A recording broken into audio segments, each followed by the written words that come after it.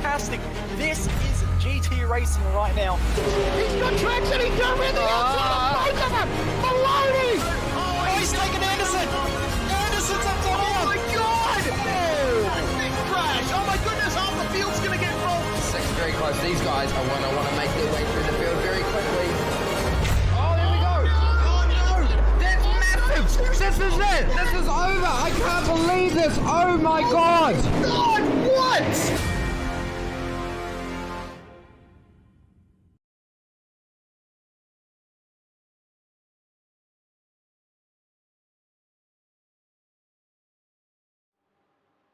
Welcome one, welcome all to the start of a new season in the Geodesic GoPro Championship. I've been very hyped for this one for many months since the conclusion of the last season. A new car, a new class structure, but the same insanely competitive GT racing. For SimSpeed TV here on the iRacing Esports Network, my name is Reese Gardner. Joining me in the commentary box, Jay Kennedy. And Jay, this is going to be a fantastic championship. This new class structure that the championship has gone for is really going to turn things up. We have got the Porsche Cayman GT4 in here in the GS class. So we've got GT and GS, your GT3s and your GT4s. Great format. Yeah, 100%. Looking forward to seeing how it all plays out. A little disappointed to see the removal of the GTE because that class came right down to the wire last season, but most of the guys that ran in GTE last season have gone back to GT3. Most of the guys that ran GT3 have actually gone to the GS class in the GT4, so it's really interesting to see, and there are a few drivers that were up there in the championship in the GT class last season that have stuck around, but for the majority of the field that have returned for this season have swapped classes. Staying in their classes, whether it's the top or the lower class. But the guys that have swapped are going to make it interesting, and there's a lot of new names in here too that are very, very competitive. I mean, qualifying has just been done in the GT class, top three separated by 1.5 tenths of a second. And at the moment, right now, the GS class qualifying is underway, and there's nothing separating those guys as well. So it's going to be really, really interesting to see how this season plays out, but this round plays out for the first time at Interlagos for this championship. Yes, indeed. We are racing at the Autodromo Jose Carlos Pass for this one. A fantastic, twisty, vintage F1 circuit. And it always turns it up for GT racing. It's flowing, it's got chicanes, it's got hairpins. There's a lot of places to fire one up the inside. But tell you what, with the difference between these classes, the Cayman in the GS class, obviously slower around the circuit by about 7 seconds at the top of the field. But it can be difficult to get past them, especially in those twisty bits. Yeah, exactly. They do flow very well. They lose their time basically in straight line speed, but cornering speed is very, very similar between the two classes. So we'll go to we'll keep an eye on what the times are looking like at the top of the GS class. And looking at the GS class, Brian Lockwood, the defending champion of the GTD class from last season. He's kept himself in the secondary class but moved cars, and he'll be up against the likes of Andrew Caron, Marcus Deck, and his rival from last season, John Miller. GS is looking like it's going to be a very good fight. Yeah, it's going to be a very, very competitive field, isn't it, GS? The guys at the front look really, really close. We'll do the same as last season, where we'll go through the flying pole laps for each class once this session is complete. But Karen at the moment on top, but what's that?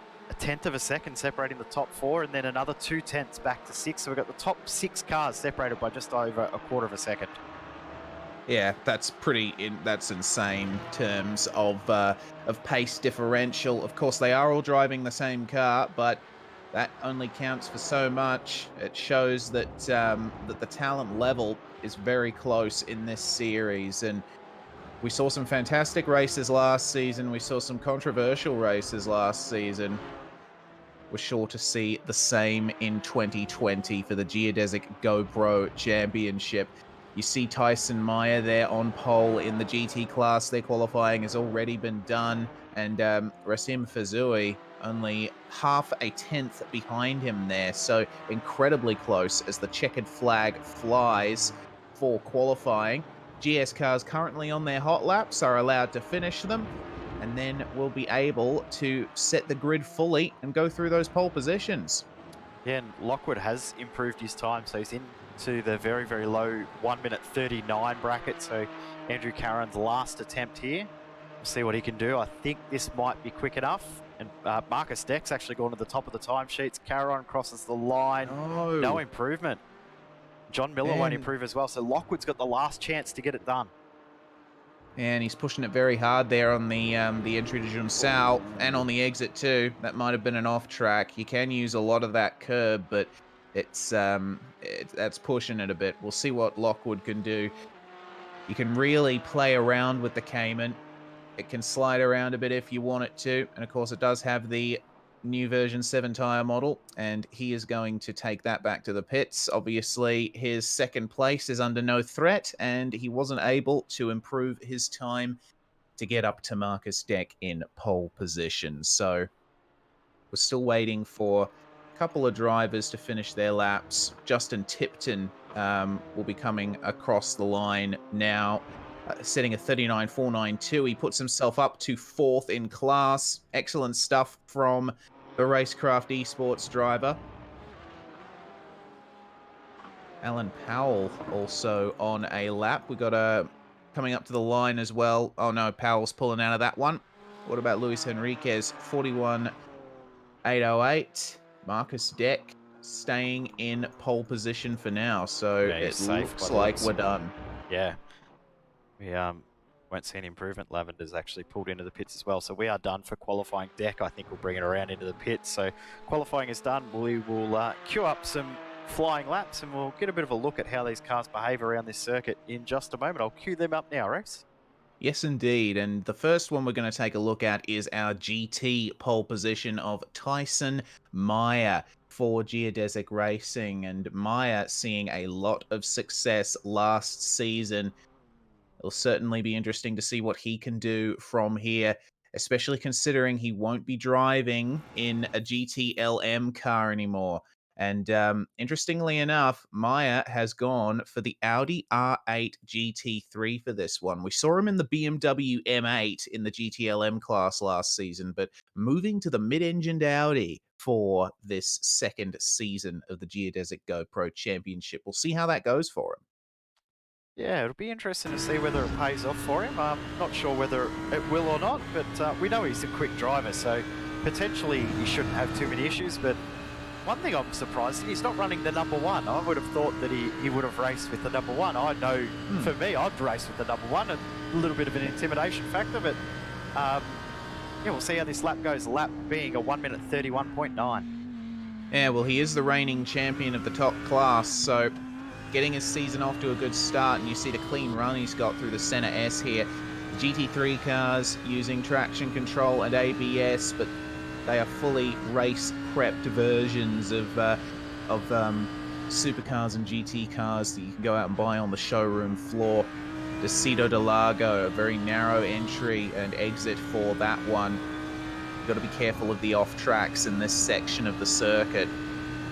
But it's quite interesting what you can do up into this section past Ferradura, the double right. Once you start getting to this hairpin section, Jay, have a look at how big these curbs are, and Tyson Meyer's going to use all of it. It's amazing how wide they are and how much you can use. I mean, you think back to like a track like Spa where the curbs are so narrow and you can't use any of them because they just stop so abruptly and you're off the circuit. But here, they are so wide, you can use so much of it, especially coming up right here, cut off to the right. You can use every single little bit. You can see the different color of the road from how worn in that concrete runoff is. So they're using every little bit they can, and very, very clean lap here from Tyson Meyer.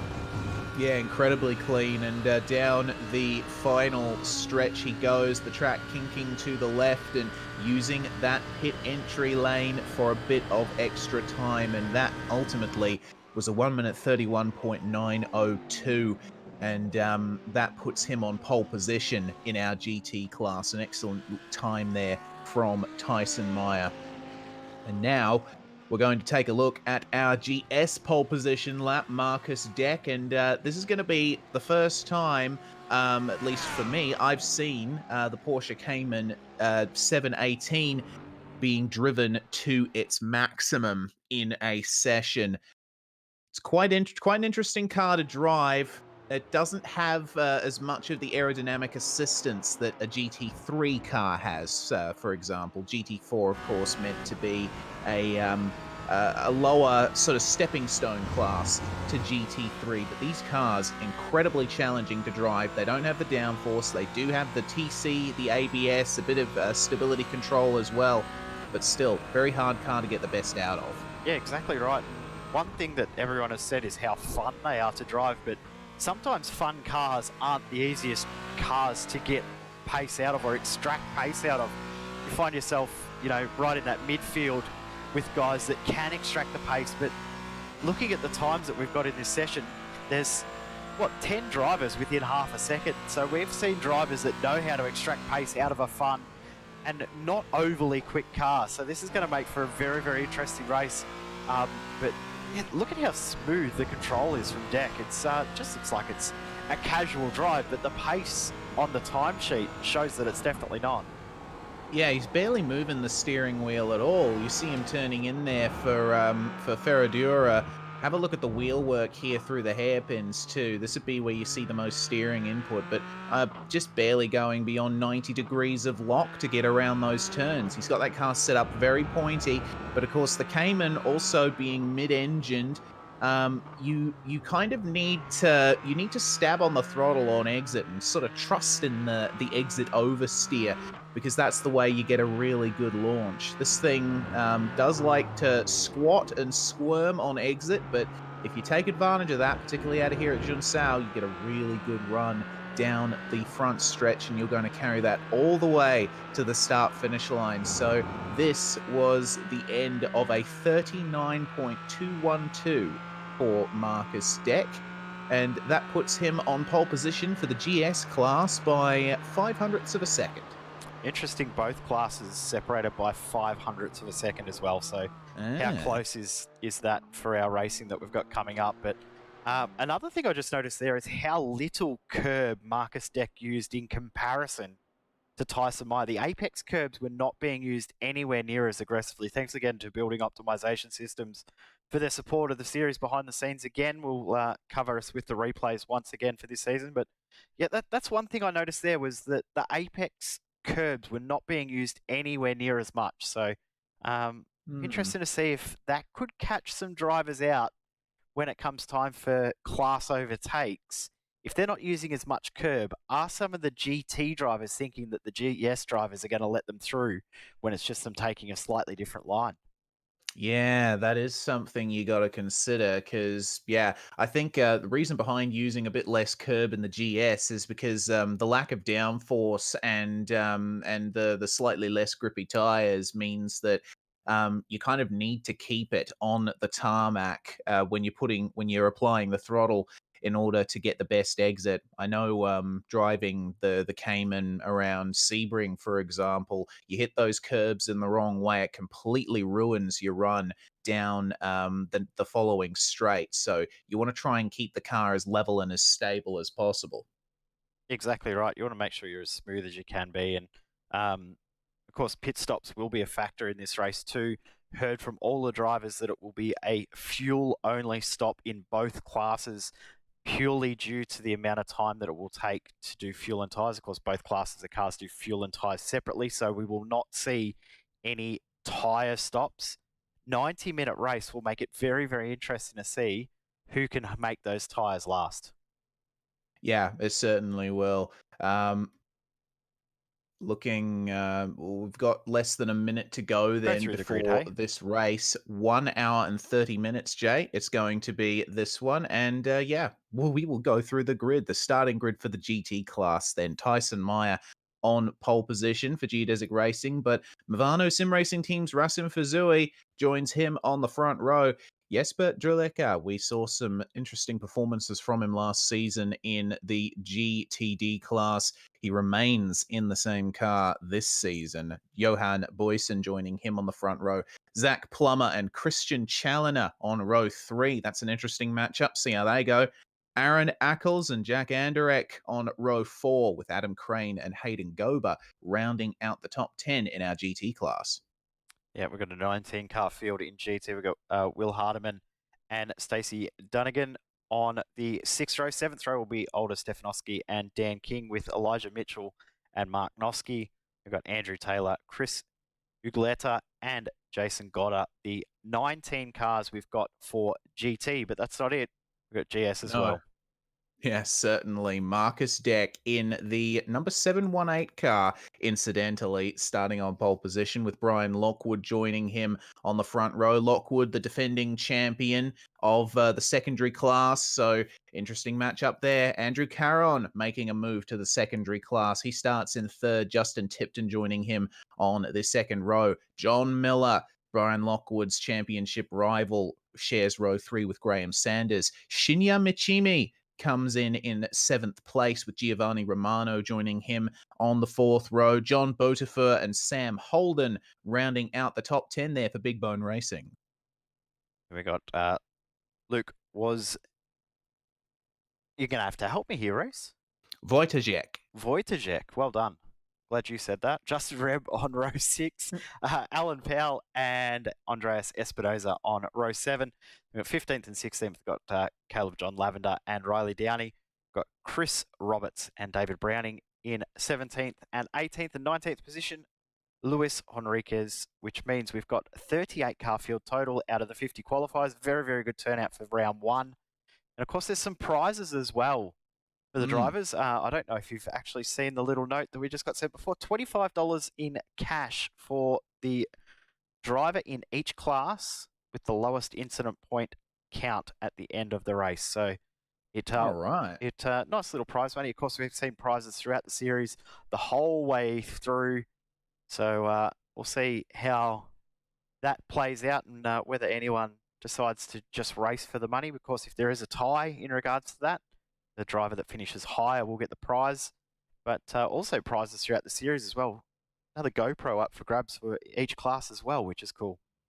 Yeah, certainly. We got to remember GoPro committing to this championship, and massive thanks to GoPro for staying on board with this series for another season.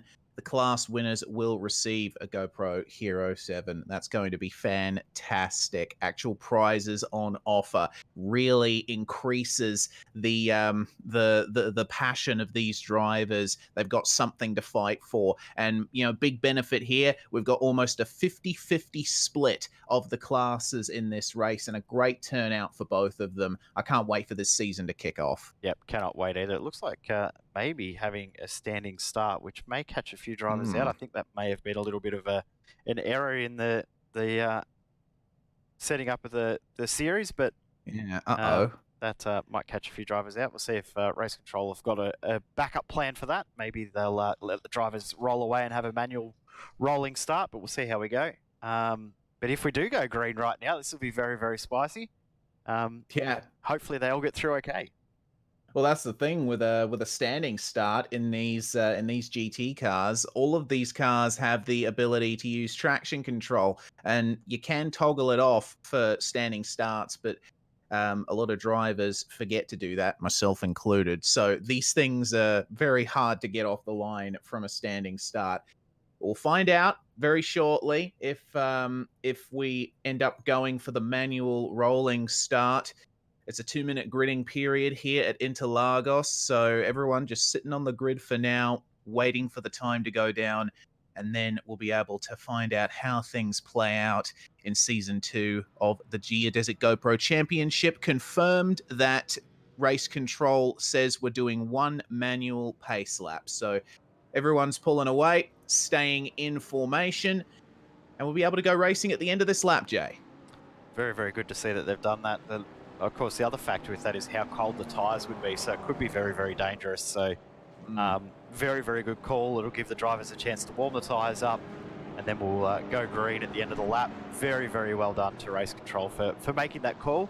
Not an easy call to make because it's a very, very confusing situation, but yeah, it will be interesting to see how it goes. Yeah, look, I think it is the right decision to consider tyre temp as well, because all of these cars are now using iRacing's new version 7 tyre model, which obviously requires you to get some heat into the tyres before they can be at their quickest. So they end up driving like death on cold tyres, which is reflective of real life, depending on who you talk to. And it's going to be quite the interesting challenge for these drivers getting those tyres up to temperature. It's going to be, we might see some big slides in these opening laps and a couple of spins. First round of the season, everyone's still getting used to the new playing field, but we'll wait and see. Yeah, of course, the other thing with that is you've got to manage how much you push the tyres, and you've also got to manage the drivers around you as well. So if you're in the lead and you know that someone's not going to manage the tyres as much, but can handle that at the same time, you're going to have to work yourself a little bit harder. So, for example, if Tyson Meyer knows that Jesper Dralica behind is very, very good on cold tyres, he then knows that he has to push harder to stay ahead. So there's that extra element around the tyres as well that is an extra factor that some of these drivers will have to consider throughout this series, which I'm excited about. It should be very, very interesting. Of course, throughout the series as well, GT class, everything will show up on our overlays as red. GS class will show up as green, as per last season, as well as we get ready to go officially green this time. Yes, so it'll be up to Tyson Meyer when he goes. There will be a restart zone down here on the front stretch. It's 2 Audis and 2 McLarens that lead up our GT field, and the GS class has pulled back to make sure there's a gap between the classes. We'll be getting the green flag imminently. Tyson Meyer coming through. One of the final kinks here, still holding 90 kilometers an hour, and we will see when he decides to go. Green, green, green from race control, and it looks like Tyson Meyer missed that call a bit. Rasim Fazui has gotten an excellent jump there at the front of the GT field, and he goes defensive versus Jesper Dralica, but he still fires it up the inside, or attempts to anyway. Tyson Meyer very late on the brakes into turn 1, but leading your GT class race, Rasim Fazui. Everyone getting through turn 1 clean in the GT class. What about GS? Oh, no. Marcus Deck leading the way, but there is a bit of an incident in the back of the pack. A car around. That was Sam Holden. He has to get going once again. Yep, and he's done it without any damage too, which is good to see. Zach Plummer's applying pressure to Jesper Dralica and Boyson as well, around the outside of Christian Challoner. Whoa. That's not an easy move to make. No, certainly not. That's crazy there. And oh my goodness, pushing a bit too hard. Johan Boyson into Ferradura. Aaron Ackles having to check up there, and Jack Anderek getting involved in this as well. That McLaren is very hard to drive at the best of times, so Boyson has got his hands full. Jesper Dralica, though, up into 3rd place, and our leaders, oh goodness me, that's Chris Uglietta with a spin in the hairpin section. Not a good start to his season in his Mercedes. There is his teammate in the GS class making his way around in the number 44, Alan Powell. Another And, incident.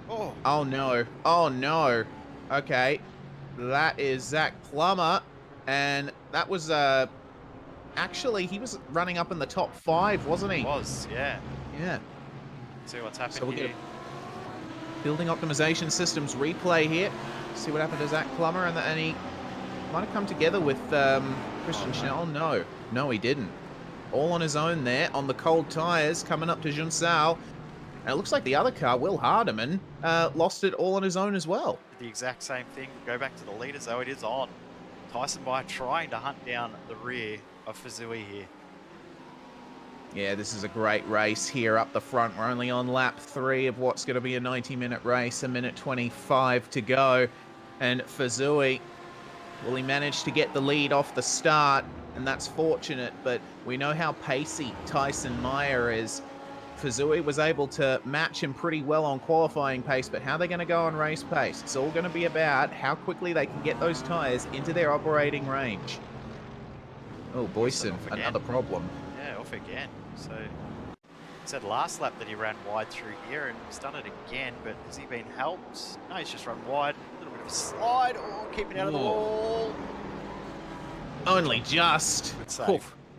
Very good save, Johan. Have to recover that a little bit. Now, interesting that the back of the pack now with Zach Plummer with that incident, now right in front of Marcus Deck, and that's helped Andrew Caron now close that gap in. And just behind there, you can see Justin Tipton not too far away from Brian Lockwood. So top four not separated by a huge amount at the moment. Yeah, Lockwood and Tipton in the Racecraft Esports liveried cars. You can tell by the white, black, and gold. That's an interesting wheel color choice for Justin Tipton. Kind of clashes with the livery, but you do you, mate. Oh, hold on a minute. That's side-by-side action in our GT class. Adam Crane, that's for 8th position there versus that BMW. And Dan King for Geodesic Racing looking to get in on that as well. Battling back in the top 10. Going to go back up the field a little bit, because this is what we saw all last season, is there's battles everywhere. First all the way back to last, there is someone to fight and battle with in this field. So Dralica and Challen are now going at it for 3rd and 4th, of course, with that issue for Zach Plummer. But one less car in between this battle, but Challen is looking very, very quick at the moment. 3rd fastest car out there behind for Zui and Meyer. So Christian Challener on a charge. Yeah, that BMW Z4, it's a very old car. It's actually the 2nd oldest GT3 car on the iRacing service after the McLaren that we're riding on board with for Jesper Dralica. So these two cars are veterans of GT racing on iRacing, but they still show a lot of pace. You can still be competitive in those cars. You can teach an old dog new tricks, and these old girls love, love, love. No offense to the beautiful cars that they are, but they are a little bit older, but they do still go very, very hard. But the Audis have been very, very quick over the past little while as well. So Audi looks like it might be the car to beat, but the good thing is we've got all 5 of the eligible cars in this series. So we've got the Audi, we've got the McLaren, we've got the BMW, we've got the Ferrari and the Mercedes as well. So all 5, and of course the Porsches in the the GS class as well. So 6 different marks out there for this series. Yeah, and speaking of our GS classes, the lead stays safe for now. It looks like that top 3 battle in the GS class is starting to heat up, because Andrew Caron is... oh, hello. Dan King's still trying to get onto the back of Adam Crane there. This is an interesting fight between the 2 Mercedes still. Oh dear, is that Boyson? Oh, things have just gotten worse for him in that McLaren, off by the side of the road. Don't know if that's going to be a caution or not. We'll see what happened to him on this Building Optimization Systems replay. Oh no! Okay. Definitely need another look at that. Yeah, not sure how to call that one. Obviously, Noski, would you class that as blocking? Well, yes, not quite sure. Well, it's he definitely moves a across. defensive move, isn't it? It's gone one way and then back the other. I think. Yeah, I think Boyson was caught out there. Yeah, committed too much too early, I think. Well, he's been granted a tow by race control, so he's back in the pits now as Johan Boyson. It's a shame for him. He started very well, but it's going to be a hard battle for him if he wants to get good points out of this first round of the Geodesic GoPro Championship. But this lead in our GT class is still just as heated as it was. Tyson Meyer only a few tenths back from Racim Fuzui, who's doing a stellar job of defending here. Definitely is. He's not succumbing to any pressure behind. Last lap by was actually the fastest car on track by setting the fastest lap of the race so far. So very, very quick pace between these two guys. The only other drivers to get into the 1 minute 32s at the moment are Dralica and Challener, and they've just done that on that last lap. So the pace is well and truly there for these front 2 guys. They look like they might be the class of the field, and be interested to see if they can maintain the pace throughout the season. Of course, a whole heap of different tracks, and also different formats this season as well. We'll talk about them later, but It's going to be interesting to see if this is going to be how we're going to see the rest of the season with these two guys battling as hard as they are right now. Yeah, certainly sets things up well for the remainder of this season. Looking at the GS class, we're seeing the top 4 have come together.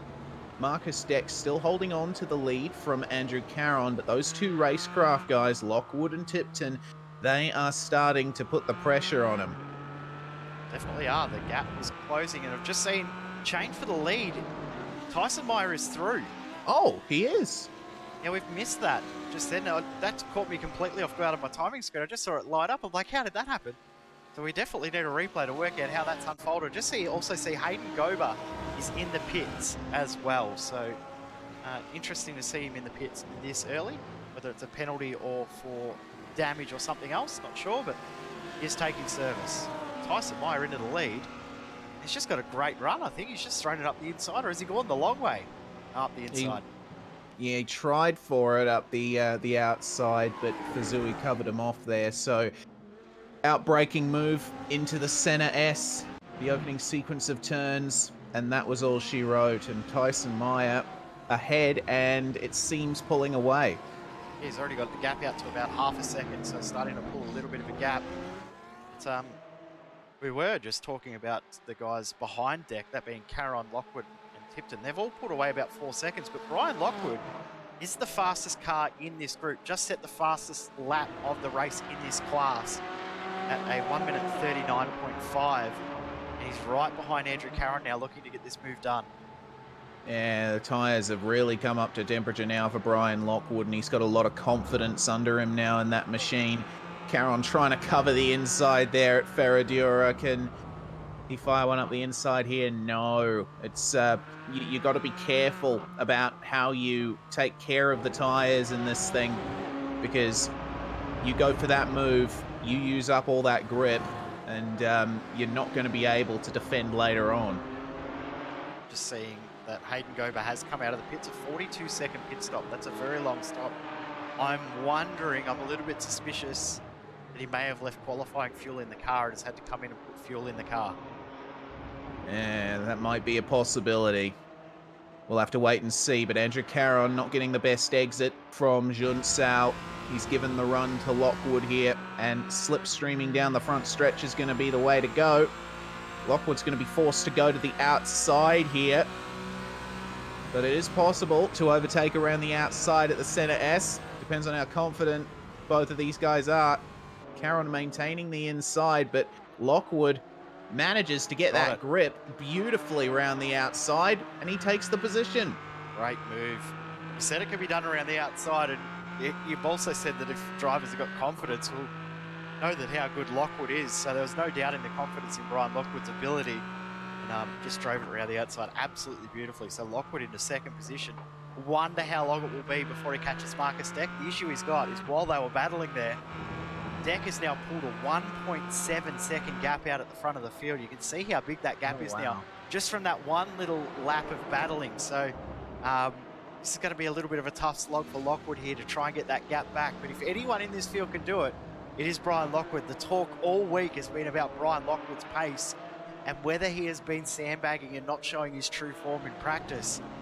I'm thinking you might have just been holding back a little bit, just driving at 98%.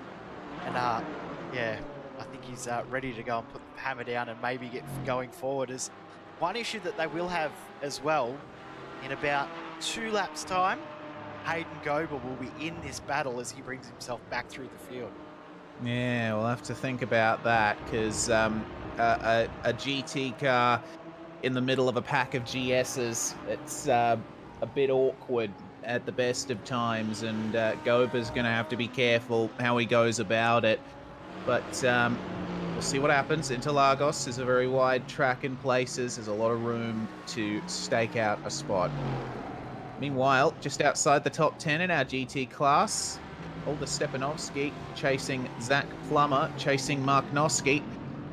And these guys have been battling quite consistently since the very start. Hasn't been a great day so far for Action Sim Sport, but certainly it looks like Zach Plummer putting huge pressure on Noski at the moment. One thing about the action guys from last season was they always capitalised on a bad result. Even if they had a bad result, they still plugged away, and still scored decent points. It wasn't top scoring points, but they still kept going and still scored points. And I think that was a big key to them last season, was they scored points in every race because they kept pushing on. So despite the fact that Gober and Plummer haven't had a great start to the race, they'll push on, and he's going to be a position here for Noski, because Noski's pace does not look anywhere near as good at the moment. Last lap or the lap previous, he was about 1 second slower than Plummer, and again 7/10. So Mark Noski may need to tweak the setup at the pit stop. We're not far off pit window being open. A huge pit window for these drivers in this race. So interesting to see how we go and where the pit stops happen. Yes, indeed. No move for now. And oh my goodness, you see how deep Mark Noski is going Marcus into the Decker corners there. Oh my goodness, our GS class leader all the way back to 7th there, and possibly standing to lose more. And that was up past Junsao. So Yeah. it's like he might have pushed too hard in the final proper corner of the lap. Just run it too wide out in the blue concrete bit there. I think it's unsettled the car. No, run too wide on no. the AstroTurf and onto the grass, and around he went. Ah, that's such a shame Wow. there. But you know, you put a wheel into the grass off one of those curbs, and there's not much you can do to save it from there. Of course, this thing does have driving aids, but even they can't save you from that. That's a big shame for our leader, former leader in GS, but that does mean Brian Lockwood now has the lead of this race, and it's a double podium provisionally here for Racecraft Esports. Wow, I was not expecting that, because Deckard looks so good. And, Here comes makes that Plummer. mistake. Yep. Gober coming back through after his pit stop. Gober, sorry. Yeah, that's all right. Tipton also has looked really quick since Lockwood has got through on Karen. It's sort of given Tipton a little bit of extra pace somehow. Maybe he's just feeling a little bit more confident, seeing that Lockwood's being able to use the car in a bit more of an aggressive way. Tipton was able to capitalise. I mean, he's a little bit behind now just due to that lap car, or sorry, the coming through car of Gober. But Lockwood also, after that incident with the car of Deck, he may have lost a tiny little bit of pace. So I've just confused myself on what I'm trying to say, because I've said that he's going quick but going slow at the same time. So Caron, though, is now gone from looking like the one holding the pack up to being the pace setter again. That's what I was Yeah, it trying to does say. seem like that. Yeah, and I would agree, because obviously Lockwood having to go wide in the final corner to let Gober go there, but it seems like in the midst of all of that, Tipton falling back just slightly, but all of these guys still running consistent lap times, a 40.4 for Lockwood. Oh, hello. That's another Racecraft car there making a move down at Desita de Largo. Oh, no. Racecraft. Oh, goodness. Yep, so John Miller, we saw he had excellent pace last season, and he's trying his best here versus Graham Sanders. Even trying to look up the inside of Ferradura. How was the Amazing understeer there through turn 4? Yeah, it's crazy. He wasn't quite able to get the front hooked up. You've got to be very careful, because you push too hard on those fronts, activate the anti-lock brakes or anything like that, the car just plows. You've got to be very smooth with this Cayman GT4. But getting a good view of this is Shinya Machimi behind these two.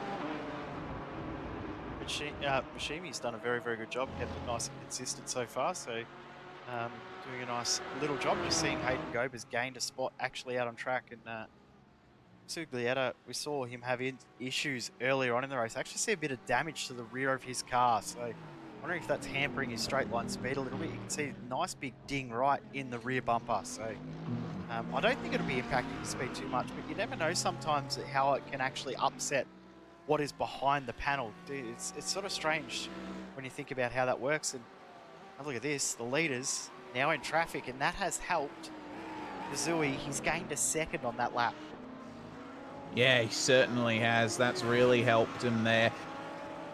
John Miller, meanwhile, has gotten by Graham Sanders in the center S, no. but they're still fighting incredibly hard. Sanders trying to come back at Miller, but nothing doing for the moment. And it looked like a nice draft and up the inside move there for John Miller to get up into 4th in the GS class. It's amazing how far ahead the top 3 are in this class. 7 seconds. Almost 8 seconds the top 3 are ahead. Marcus Deck not far away from getting on the rear of these guys as well. So that will make that little battle pack very, very interesting. But I'm sure these guys will be happy to see that Marcus Deck is now going to get in that battle pack rather than have an easy ride back to the front of the field, because he would be hoping for an easy ride. These 3 guys here will be hoping he's stuck in traffic and stuck working his way through. Yeah, well, Deck's just been passed by Rasim Fazui, who's making his way through the traffic.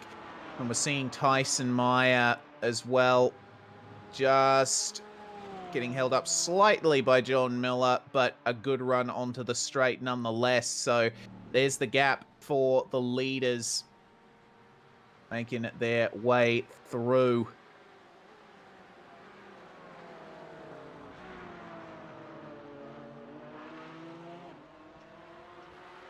Just trying to get word through from race control around what may have happened with Hayden Gober, but I just see Marcus Deck through on Mashimi, so that move's happened very, very quickly. He was a full second and a half quicker that time was Deck over Mashimi, so we're going to see Marcus Deck in that battle between Sanders and Miller, which is going to make it very, very interesting.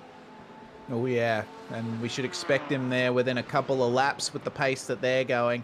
Maybe a bit less, considering they got Christian Challoner coming through in the GT Class BMW here. Having to go wide is Graham Sanders, so that's going to give a little bit of an advantage to Marcus Deck. You see that the cars are pretty much even now coming through Ferradura, so it's only a matter of time. Another thing that I want to keep one eye on while we're watching these guys go very, very hard in this battle is Jesper Drelika's closing in very, very quickly on the lead too. The pace he's had in the last few laps has been incredible. He's, nearly a second quicker the last 2 laps from the guys ahead. So Drelika is one to watch in the next couple of laps. He's closed in so quickly on Fazui. Yeah, crazy lap time there. 33.1 on the last lap, a 33.8 on the last lap for Fazui. So I think Drelika has managed to get his McLaren into its operating window right when the guys in front of him have been struggling to get by traffic. Rasim Fazui, speaking of, goes for the move there on Tipton, and Drelika had a bit of a look at that, but decided not to go for it right away. So he's going to have to wait until the end of the center S here. Oh, this is going to be awkward. Tipton at a bit of a disadvantage there, having to stick to the inside. And what's going to happen here versus Andrew Caron? Oh, goodness me. It is going to hurt Lockwood. Drelika right up the inside. Lockwood having to go wide there. Manages to cover off Andrew Caron for now, but the battle is now on. That was very, very lucky and great driving there from Ryan Lockwood to make sure he didn't lose that spot, because he could have lost a spot to Caron, and even more just the way that pass was going to happen there to Drelika. Drelika did nothing wrong. It's just unfortunate there for Lockwood how it happened. But how close are these front 3 now in this class? And that will give probably a second back to Marcus Deck on his way through. He's also got past Graham Sanders and now hunting down John Miller. So he'll be back in 4th before we know it. For sure. It's going to be interesting to see how that plays out. Meanwhile, Older Stepanovsky and Mark Noski are currently the closest battle on track in the GT class. Oh, goodness me. Lockwood running a bit wide there. That's going to give the run to Andrew Caron, potentially. Hard to tell how much the slipstream is worth at Interlagos, especially in these slower cars, but you really see it having an effect right at the end here. Caron having a look up the inside, but he knows he's not quite close enough to put a move for now, so he'll settle for moving around in Lockwood's mirrors. Another thing will be Lockwood knows that you can get a move done around the outside, so he won't know what to do if Caron was there close enough, but I think Caron did a great job through the S. He did. And now, have a look at this. He's going to get this potentially done. Lockwood's going to have to defend hard here. Yeah, he blocked a little, then moved back to the racing line, using all of the curb through Decido de Largo. You can tell Caron is now completely switched on, having another little look on the run up to Ferradura. It's not an easy corner to put a move on, and we're getting a replay here, Jay. Yeah, Older Stefanovski had just got past Mark Noski and then lost the spot back here. So we're just going to get a replay as to what happened. I did see him going at around about 20 kilometers an hour. So it's been an issue here of some sort. Alright, is it contact? It is. Yeah, and that is a classic Interlagos thing. You tried a turn for turn 2 after making a move up the inside, and it turns out the car you just tried passing is still there. John Miller, oh no! Having an incident here, and that was contact with Marcus Deck. Yep. They've come together. Oh. Shimi and Sanders have gone on. Deck's redressed the position, but it's gone from bad to worse for Marcus Deck. So that's happened while we were watching that original replay. As we come back live, Lockwood's now been able to pull a little bit of a gap. And Caron now under pressure from Tipton. Caron defending down the front straight. Yeah, this would have been due to the Audi of Jack Anderek making his way through that top 3 in the GS class. So it's disadvantaged Caron slightly, but Justin Tipton has been given a lifeline here. That's the way things flow in traffic. Aaron Ackles with a problem there for Quasar Sim Racing. Very nice looking car. We're seeing some great looking liveries in this series once again. But I'm sure Ackles would prefer that that livery is kept on the black stuff. Let's see what happened to him here. Looks like just a bit too hard into the first turn, losing the rear end in that mid-engine Ferrari. Yet another classic Interlagos incident there, isn't it? Very, very common incident. You almost can predict where your incident's going to happen at this circuit. You know that it's going to be the center S, turn 4 in the last couple of corners, more than likely. So occasionally you'll see something happen here, but for the most part, most of the drivers are aware now there is not a spot that you try and get through. It makes it very, very difficult because you lose so much momentum. Marcus Deck will probably be a little bit sheepish after that incident earlier as well. So Deck will probably just be turning it down a little bit, trying to get his rhythm back, see how he goes. Yeah, well, he's escaped the wrath of race control for now. That incident with Miller has been deemed a racing incident, no further action. So play on, boys. And Deck getting hard on the throttle there, and an excellent exit from Junsao, but they got a GT car to contend with there. That's Mark Noski making his way past them. But Deck has the run here. Oh no, what's the Ferrari going to do here on the outside? Oh, 3 wide briefly down the front stretch. Now, can Miller hold on to the outside in the center S versus Marcus Deck? Deck is later on the brakes. He's ahead at the apex. They make contact. Deck sent into a spin. He is around. And that was very light contact at the end of the day. Very minimal contact between the two, but you almost could predict that was going to happen because we know how aggressive Deck has been now to try and get himself back up the field. And yeah, it wasn't much in that at all, was there? It's very, very minimal contact. Yeah, that is a shame. I would presume that would be deemed a racing incident by race control as well. Let's take a look at the onboard view then. You see Deck pop into frame there and a bit of rear end contact, and yeah. Interesting way that spin eventuated. So unfortunate for Marcus Deck. He's after qualifying on pole, quite the poor race for him so far as the first half hour comes to its close, but we're only a third of the way in.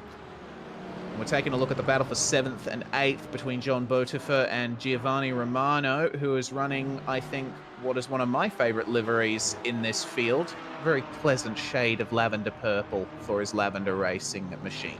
It's a little bit different, isn't it? Stands out, not over the top. We see some drivers or some teams just go a little bit too over the top when they go for the different colour or alternate coloured liveries. But that's just a nice, relaxing shade of lavender purple. So Romano's car looking very, very nice out there. I'm just going to cut away from that though, because there's a battle going on in GT as well. They've just changed positions just before the finish line there between Crane and Dunnigan. So these two are going at it quite aggressively as well. Yeah, they definitely are. Crane just making his way through on Dunnigan there. 34.1 on his last lap. 34.5 for Dunnigan. So it looks like Crane with the advantage, but you see Dunnigan trying that early turn in line to the hairpin.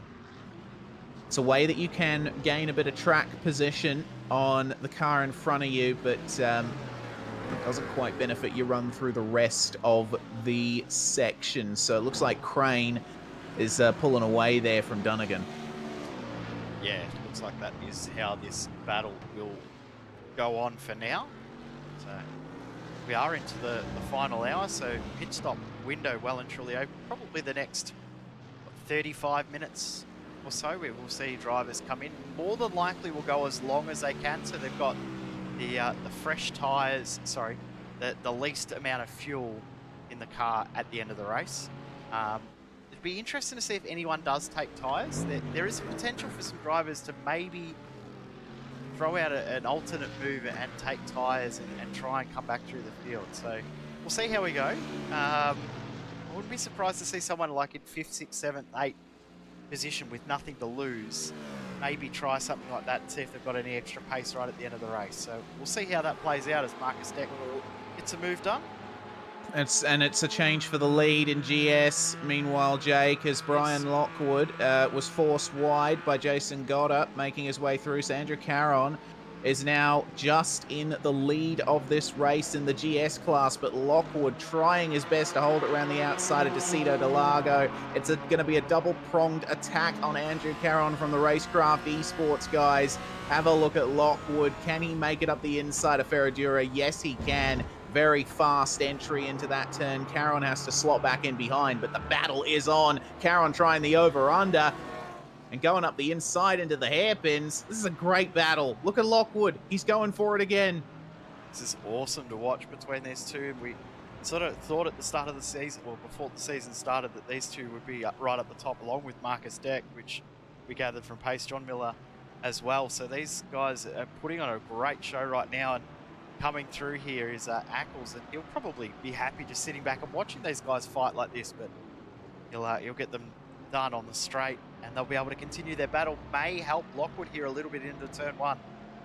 Yeah, well, Caron trying to go to the inside there, but he saw Aaron Ackles making his way through, and Caron, a little bit of a disadvantage there because Lockwood is now in the slipstream.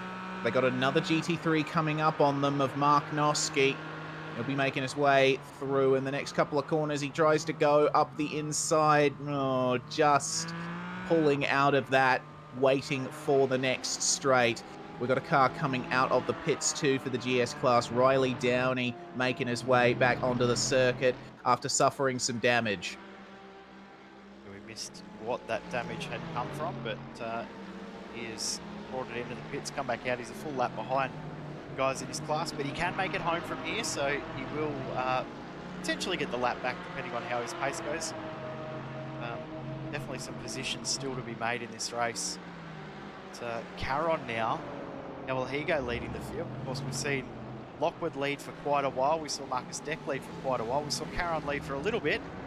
But now, how will Caron go with the lead, considering how much traffic there is? As Lockwood tries to go around the outside there.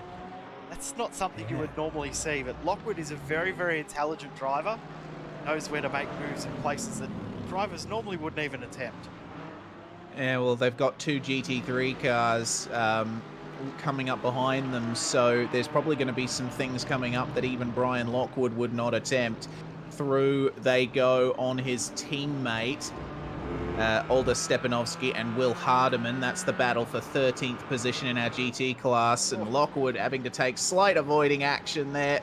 Oh, Stepanovsky had to back off there. He's not quite sure where to go. Caron has to stay in the middle here as the GTs go around him, 3 wide down the front stretch, and Caron flashing his lights there. What are you guys doing? Hardiman got a spot out of that too. Yeah, he did too. So that that poor run there from Stepanovsky, having to check up. giving the advantage to Hardiman, but the advantage will be given back to Stepanovsky on the back stretch. Sorry, you see Brian Lockwood trying to make a move here on Caron. No, he's staying behind a bit here. Interesting. If Lockwood now's taking this opportunity, knows that he's got a fairly decent gap back to the guys that he thinks he might be contending with in the championship. Of course, Caron just ahead, but is he now taking this opportunity to save a dash of fuel? Is that what is going on here for Brian Lockwood? That could be something that we see. I mean, you never know how some of these drivers are going to play these races, but always a possibility with some of these very, very intelligent drivers out in these fields. The alternate fuel strategy and bizarre fuel saving games start to happen at this point. He has dropped off a little bit on this lap too, so it wouldn't surprise me if that's what's going on right now. Yeah, you got to think about the fuel saving game, don't you? Because these races 90 minutes long, and of course only pitting for fuel will these guys, although we might see some take tires, but fuel is going to be the main deciding factor. So Dralica last lap, race was very, very slow. He's actually lost a spot to Challoner, so he missed that on the last lap. He's got damage on the front right too. Yeah, he does. Okay. So something's happened there to Jesper Dralica. I'll go back quickly, Jay, and see if I can find what happened to him. He last lap by was what, 5 seconds slower than Challoner, so definitely. Oh yeah. I think he's had an incident with another car potentially, or he's hit the wall No. at some point. Yeah, it was the second one, and it was on his lap 22. It was coming through the third turn of the Senna S. He just got a bit of oversteer on the inside curb, and then got a tank slapper, went into the outside wall coming through this turn here that we're seeing Giovanni Romano go through. So that's why Jesper Dralica has lost that amount of pace and track position. Interesting. Yeah, so that McLaren proving the twitchy, difficult car to drive as ever. It's a strange beast, this McLaren. It's why we love her. It's an interesting car, and yeah, drivers really do struggle with it. So Dralica will probably try and limp it back for his scheduled pit stop. Hopefully there's not too much damage to the front of the car, but he'll push on. No doubt about that. You'll see if he can close up to Challoner, who's now starting to pull a little bit of a gap. Yeah, Challoner doing very well in that BMW. Kept the car completely clean here. It's been a good run from Challoner so far, and sitting in third at the moment, so sitting pretty coming into the pit stop window. And Dralica noticing he was 5/10 quicker on the last lap, but that's probably going to eventuate at some point. And we take a look at Marcus Deck, who's leading this pack here of Romano and Botifer. Deck trying his best to get back up in the field after his earlier crash and spin, 2 separate incidents. So it has not been a great start to the season for Marcus Deck, but he's certainly shown that that he has the ability to fight up the front. 100%. He'll try and basically do a bit of. Oh, geez, who's that throwing up? I think it's that Tyson Meyer going through. Just come from nowhere to get through. So that's going to be a position change. Yeah. So Giovanni Romano through. Jinx. Well done, you got me. But Lockwood's dropping. Lockwood's pace is not there. Well, we do have to think. We got to remember in the recent patch, iRacing made sure that the tires came up to temperature quicker in the Cayman, so could potentially be a problem there for Lockwood, just burning through the tires. Either that, or he's focusing now fully on the fuel saving. The other thing they did do in the patch too was increase the tyre wear, so that it made it a little bit more difficult to double or triple stick tyres. So Wondering if Lockwood hasn't been able to test as much. Of course, now has qualified for the Porsche Esports Super Cup, which we did broadcast the qualifying series here on SimSpeed, and he did make it in. He's one of the top 20. So congratulations to Brian. But yeah, maybe he hasn't done quite enough testing in regards to long runs and the tyres have gone away. I'm not sure. It's saying that last lap it was a 10th quicker again. So yeah, I think it's fuel. I think he's just trying to save a dash of fuel here and a dash of fuel there to try and get a little bit of pace in that stop. Yeah, that makes the most sense at the moment. Still early days in this race. We're only just coming up to the halfway point.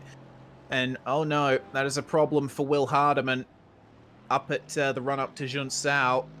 And that is a very heavy amount of damage on his bonnet. I think he might have found the wall there. I think you're right. I think he's actually hitting the tyres on the inside here.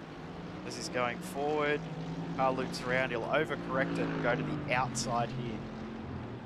Ah, yep, there we go. Oh, and head on into the wall. That's a big hit there for Hardiman. A lot of damage to deal with. He'll be in the pits for a while getting that fixed. It's continuing on, so I'm guessing he's going to see how bad the car is for a lap and then come in and get damage fixed if he needs to. So not a good sign to have that much of an impact though, as just seeing that cars coming out of the pits in our GT class. Ugletta just about to come out of the pits. But it's on for 4th and 5th here because Graham Sanders and Shinya Majimi have been going at it for quite a while. We haven't really paid too much attention because they've just been separated by 7 tenths, 8 tenths for a long time. But I think Majimi's had a little bit of enough of looking at the back of that purple and orange car just ahead.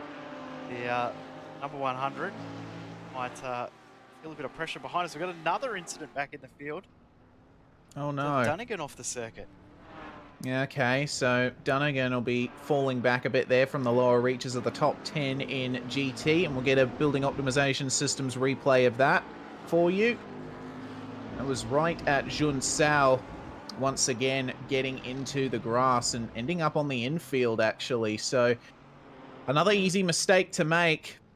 You want to try and maximize the exit at Junsao for the run up the front straight, but unfortunately, there is grass waiting for you if you push a little bit too far. And this battle between Sanders and Machimi has been briefly joined by the BMW of Christian Challoner, but he's going to jet away in front and continue chasing down Racine Fazui for second in GT. But these two, Sanders and Machimi, it's a very interesting battle happening between these two. And I noticed Machimi not going for moves, not firing it up the inside. On the last lap, he lifted off slightly before the braking zone, so just biding his time for now as the Japanese driver.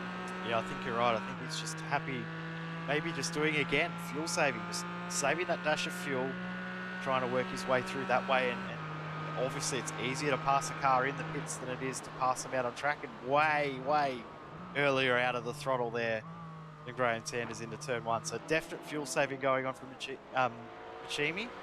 Seen Machimi in other races that we broadcast here on 6B TV. Very intelligent driver. So no surprise to see him now just easing off the throttle and taking advantage of any opportunities to save fuel in this early phase of the race. Well, we're at halfway already, actually. I just didn't even realize how far through we were. Yeah, we are indeed. Yep, 46 minutes to go in this race, and these guys having a bit of traffic to deal with. Riley Downey still circulating around the circuit, but looks like a very clean negotiation of that for all drivers involved. So Machimi and Sanders resume play there.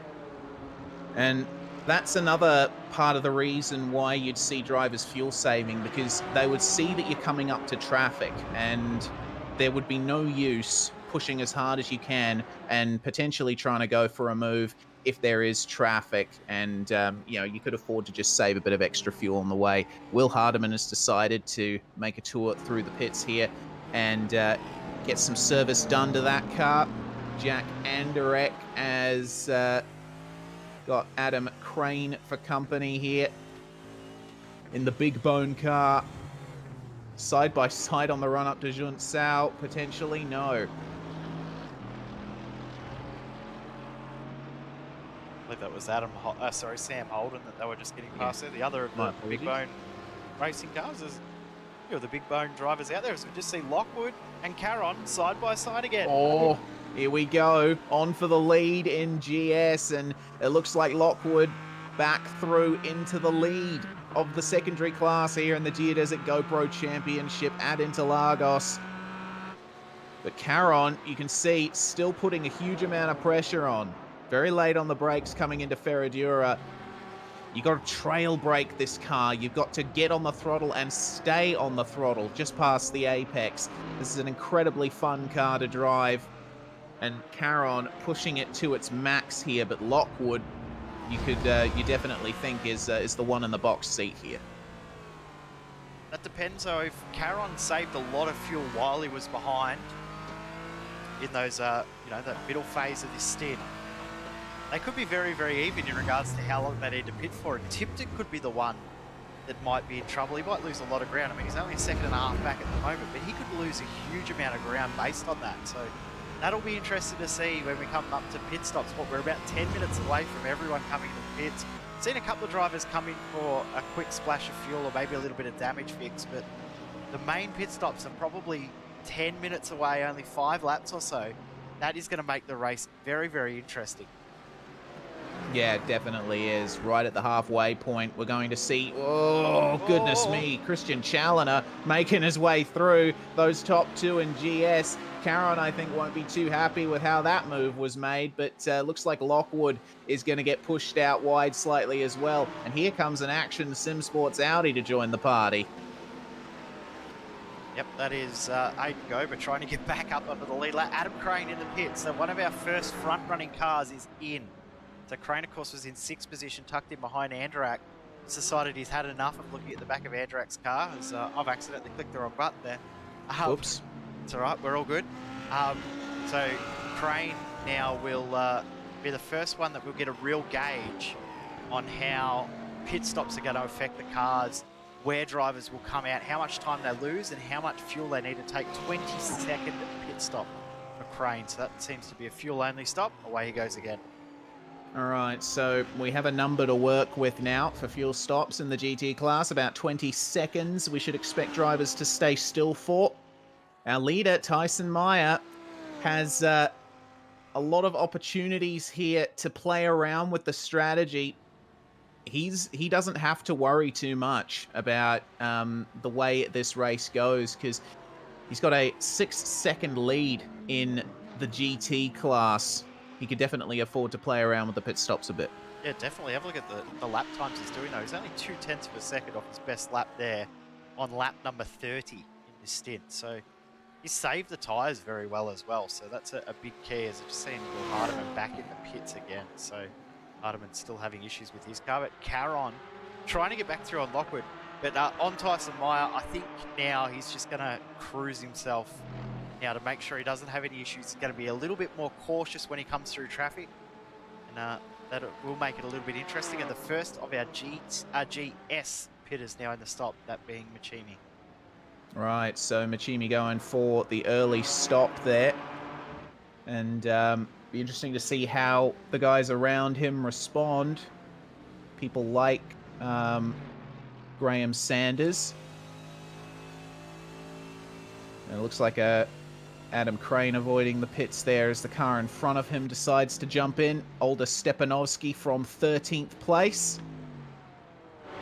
So we're seeing the race start to come alive once again in the GT class.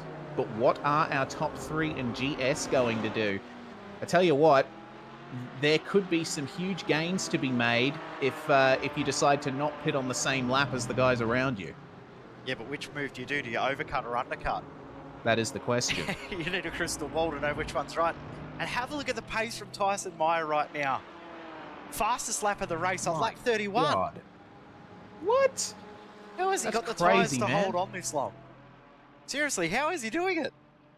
Yeah, that's crazy, because we've seen that the tires, when they go off, they really go off in these cars in the past, but I guess Maya and the Geodesic Racing crew have been working very well on making the tyres last in that Audi. So for him to still be having that level of pace at this point in the race without changing tyres, yeah, that is quite impressive. Interested to see if he's still got that sort of pace after he puts half a tank of fuel in the car very, very soon. So that'll be interesting. Caron out of the throttle really early. So my thoughts may have been just confirmed there about how is Caron saving fuel, and did he save a big chunk of fuel early on? I'm going to put my foot back in the Caron camp here, because while we knew that Lockwood was saving fuel once he tucked in behind Caron, that fuel saving then, that was a huge amount of fuel saving. He was out very, very early. Yeah, the plan, I think, has been made obvious here for Andrew Caron, and we'll wait and see how it plays out in the next few laps. Side by side, though, Marcus Deck and Graham Sanders. That's for third and fourth there. That's for fourth and fifth, sorry. So Deck making his way past Sanders. All good, man. Back into fourth place then for the Sim Racing Channel machine. Yeah. My first day clicking buttons behind the scenes. Look, honestly, it is quite early in the morning for us here in Australia. This is an American series, but we are an Australian broadcasting company, so it is a 7 a.m. start for me here in Perth, and you're having sim racing for breakfast, Jay. Always. I mean, I have sim racing for breakfast most days anyway, but yeah, to actually be live early in the morning, it's a nice change. Saying that, got another early start on Sunday. Of course, we start the iRacing Grand Prix series. Of course, the Formula One cars on iRacing back broadcast once again. We'll be broadcasting that from 7 a.m. Australian Eastern Daylight Savings Time. Of course, 2 weeks' time, Daylight Savings ends here in 3 weeks' time in the eastern side of the country, which then makes the race 6 a.m. So, looking forward to that 6 a.m. on a Sunday morning. But that is the 8 p.m. GMT time slot. So if you are looking to race in the iRacing F1 series, the iRacing Grand Prix series, official races Friday and Saturday night GMT. Check out the forum. Shameless plug. Hopefully we can see you in the broadcast on the race. It'll be a very, very fun race and series to broadcast. It's always an interesting car, and strategy is so big in those cars as well. Yeah, definitely. That Williams FW31 legendary machine, and making his way through our top 2 in GS at the moment is Jack Anderek, and our leader Brian Lockwood still just holding on here. Looking at pit stop times, noticing that I think Dan King and Olda Stepanovsky and Hayden Gober, they might have taken tyres, because their pit stops twice as long as Adam Crane's was. The other thing, of course, we saw Hayden Gober come in really early. I think the amount of time that he was stopped for confirms that he may have he may not have put fuel in the car at the start of the race. I think he started his car on qualifying fuel, which just caught him out. So that's why I think his stop was so long, way out of sequence. On lap 7 he stopped, so he had all sorts of dramas there. But looks like the battle in GS has sort of died down a little bit, because there is a fair bit of traffic. But drivers starting to come into the pits though, and one thing that we can't discount in this race, of course, I was just brought up about this in the YouTube chat. Big hello to everyone that is watching us on YouTube. Of course, very, very chatty bunch on YouTube, and also live on Twitch and Facebook. Is Christian Challoner always, we've seen it in every broadcast race I've ever watched with Christian Challoner, whether it's oval, whether it's road, whether it be the major series, where we've got the combination of the two. Challoner knows how to pull a cat out of the bag and do something very, very different from everyone else, and somehow find himself up a lot higher than you would expect. That's why he's won championships in nearly every series this run. It's great to have him out on track. I'm excited to see what he has got in store here. Has he been saving bucket loads of fuel, and that's why his pace is a little bit slow and he's going to come through the field at the end? Or has he got something else going on in that head there, why he's now starting to move his way forward at this point of the race? Well, Challoner is certainly a good steerer. Oh my goodness, yes. Wow, okay, wasn't quite expecting this. Oh my goodness. Justin Tipton heading to the inside. He's going to try for it on Caron, but he's going to hold on there. Lockwood remaining in the lead of the GS class. They come right back together, these guys. Awesome battle between these three. I was looking at the timing and it said like 0.4 of a second between them. I wasn't stressed. And then all of a sudden my timing screen lit up, showing them side by side. I didn't expect it, but Lockwood somehow has got away with it. Just seen Jason Goddard in the pits, and he has missed his pit box and is reversing down the pit lane. Be careful doing that. He's safe. All right, good stuff. Well, he has to do a bit of a 3-point turn here, and he's having to travel back a little bit further too. So, unfortunate there for Jason. He's going to lose a lot of time out of that. Overshooting your pit box is one of the most demotivating errors someone can make in sim racing. Oh no. Oh no, what? I think he's just been disqualified for driving backwards on the circuit. Oh no. Well, our commiserations then to Jason Goddard.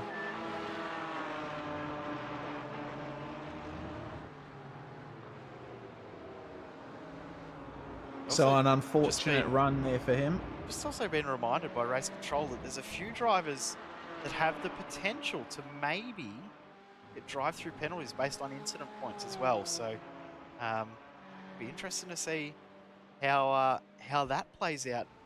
We don't have the numbers in front of us, so we don't know where anyone is. Well, I know I don't have the numbers. You might, Bruce. You might have been lucky. I don't. Are any of these top guys in trouble? Yeah. We'll have to wait and see about that, because there has been some biff and barge, some travelling off the circuit. So Brian Lockwood getting a bit of an advantage there, thanks to Aaron Ackles making his way through. But we know that it's very easy for Caron to catch back up in this GS class. Speaking of catching up, have a look at how close the gap has got. Tyson Meyer has been really, really caught out by traffic. And that gap's gone from 6 seconds down to 3 seconds. So has he either burnt up the tyres? As we said, he was going at a very, very quick pace only about 4 or 5 laps ago. Are the tyres gone, or is he just getting held up with traffic? I think it might be the traffic one, but can't discount that it's tyres being worn. Or in saying that, Fuzui, last lap by set his fastest lap of the race. So could be a combo of the two. Yeah, certainly could be. I mean, Meyer's lap 35 was about 2 seconds slower than what he usually runs. Oh no, that's Andrew Taylor running 10th place there in the GT I got nervous class. For a second then. Yeah, me too. That's a very awkward spot on the circuit for that to happen. That's down at Desida del Lago. So Taylor, I think, just dragging the brakes a bit too much, pinching the rears, and around he went. And that was right in the middle of the circuit. Goodness me, that could have ended up much worse than it did. It's a nervous little time when that sort of thing happens too, because you see all of those cars behind you, you know you're going to have to get out of the way for them. And at that point, it sort of almost kills your concentration, and somehow something weird goes on in the back of your head and you do something that you've never done before and you spin out. I've done it many times. I'm not sure about you, Reese, but I know I have, because I'm useless. Half the reason why I don't race anymore. But if I haven't got anyone bagging me out, I have to do it myself, I think. But it does affect you when you see, say, 3 or 4 cars coming up behind you that are about to lap you, and you've got traffic everywhere, and you're by yourself. There's something that goes on in the back of your head that goes, well, I'm just going to try and do something like I always do, or just drive normally. And you don't. You do something completely different to what you normally do. You spin out and almost cause a big one. Andrew Taylor got lucky there, but I know that that is what has happened there. He's just made it the smallest error, concentrating on what's going on in the background as opposed to what's going on ahead. Yeah, it's an easy mistake to make in a race like this. You know, multi-class GT racing, there is a lot to keep track of when you're out there on the circuit. And headlights are on for all of these guys because we are going into the night. It is 6:41 p.m. in sim time as we see Jack Anderek jump into the pits in the Big Bone Racing Audi. So this race is going to finish under lights.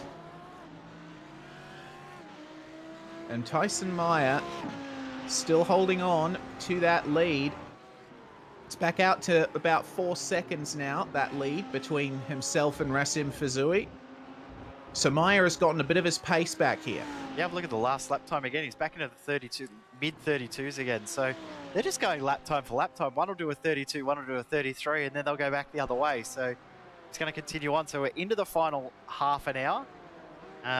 The predictometer, which is very, very well known here at SimSpeed TV, is saying that we've got 20 laps of racing to go. So see if that's correct. The original predictometer at the start of the race actually said 58 laps of racing. So I'll be impressed if that's what we get to. Yeah. It's yeah, actually I'll be on track impressed to as be well. correct. Yeah, all right, cool. That doesn't happen ever. No, it's always a momentous occasion when the predictometer gets something right. So John Botifer jumping into the pits. Unfortunately, he overshot his pit box in his GS Porsche, so he's going to lose out here to Giovanni Romano. And Romano doing very well there to hold on to that position. Andrew Taylor in as well. Looking at pit stop times for the guys in the GS class, under 10-second pit stop. So about half the amount of time that we're seeing in the GT class. So Aaron Ackles now comes in, so only the top 5 and Mark Noski left to pit in GT. GS, nearly everyone left to pit, over half the field left to go. So we'll see who comes in next. Will Tyson Meyer come in this lap? I'm going to say he's going to go one more. But you never know in these series. You just always expect the unexpected. Well, I think we'll see one more, I reckon. Yeah, I'd be surprised if he comes into the pits this time by, yep, he's going all the way over to the right. He's taken the racing line. So I think we did see from Tyson Meyer as Mark Noski jumps in. That's another car down. Meyer as, oh, hello, Challoner in 2 from 3rd.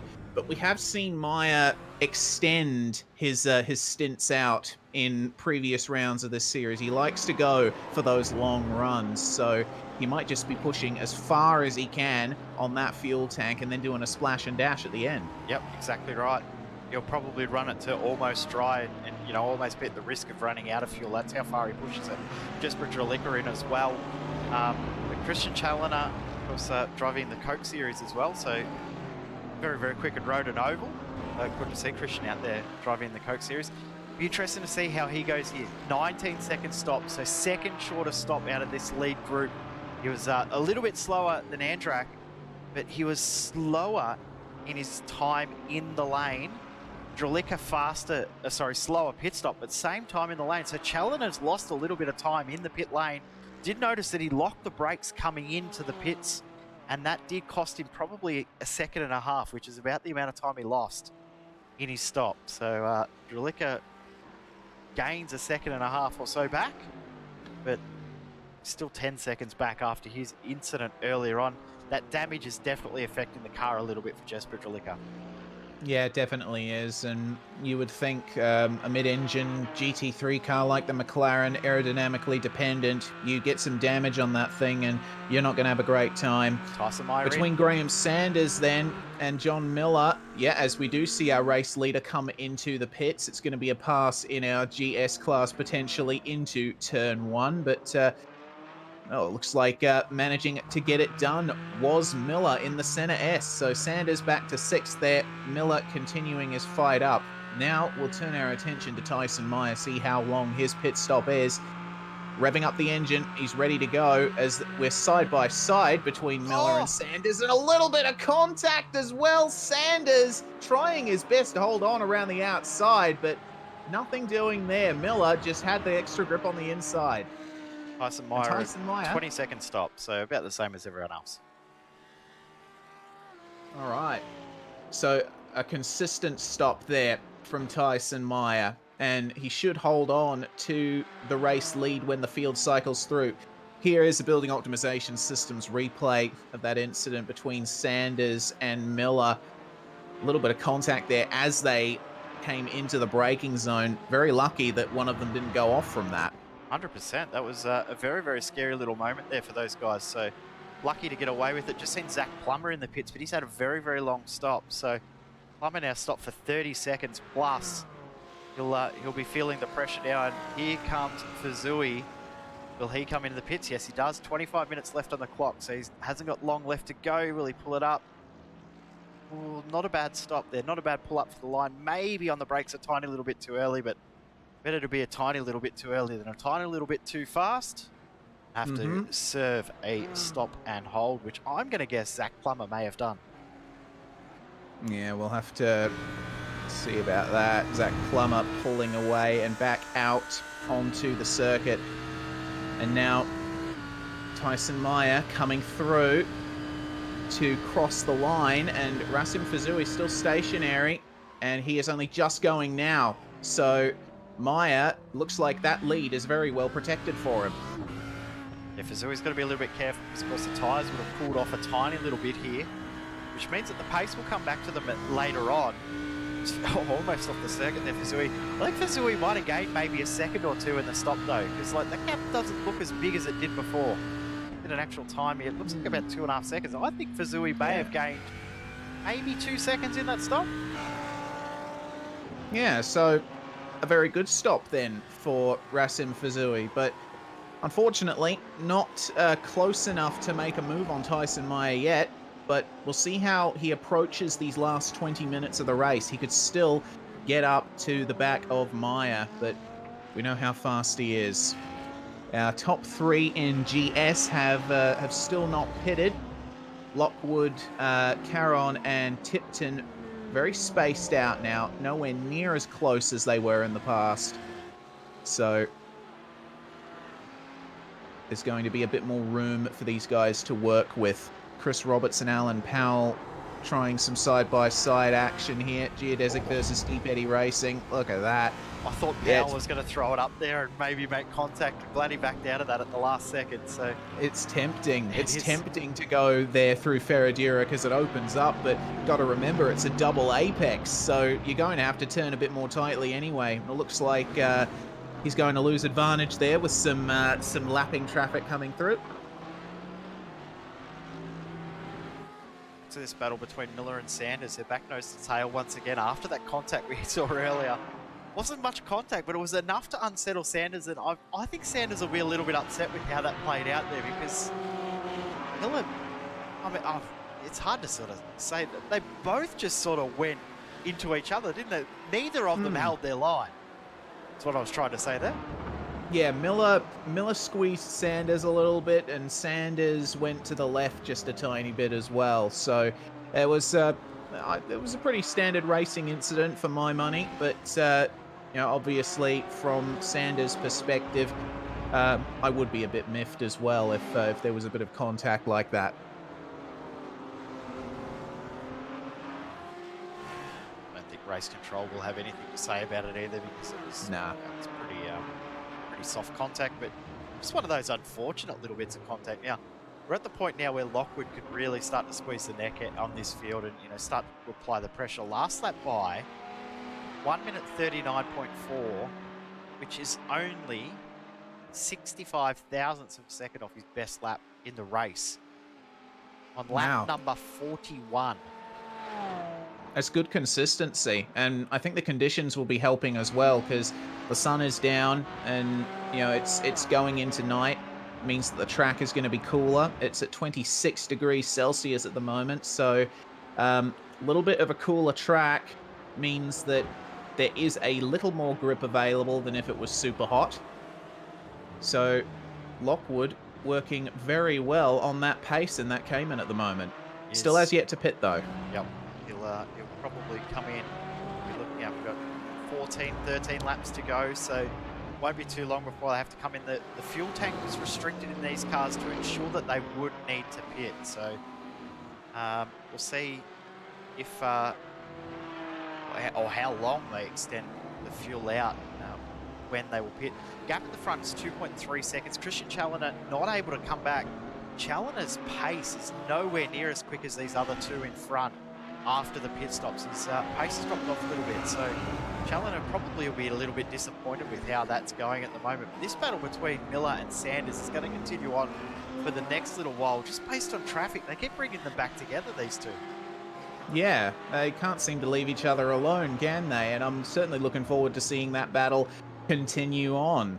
And Sanders is doing very well to stay with Miller here, and you see just how much of the curbs they use in those GT4s. Sanders getting a slightly better run there, coming down the front stretch, but are they going to go for the pits? Is Miller going to go for the pits? Oh, what a fake. Goodness me, that was incredibly close, side by side, then down the front stretch, and we know you can go around the outside, but squeezing again is Miller. Gives Sanders just enough room this time, and they sort themselves out. What's going to happen down at Decido del Lago, though, because Sanders, I reckon, is going to get a bit of a run here. 100% will have a bit of a run, but will he be able to use it is the other question. We've already seen these two make contact just here and backing out of the throttle there, Sanders. So Sanders is just trying to play a little bit of mind games at the moment. I think he's trying to unsettle the car of John Miller, but we've seen throughout this series last season that Miller is very, very hard to unsettle. Espinosa's in the pits too. I just want to sidetrack for a second.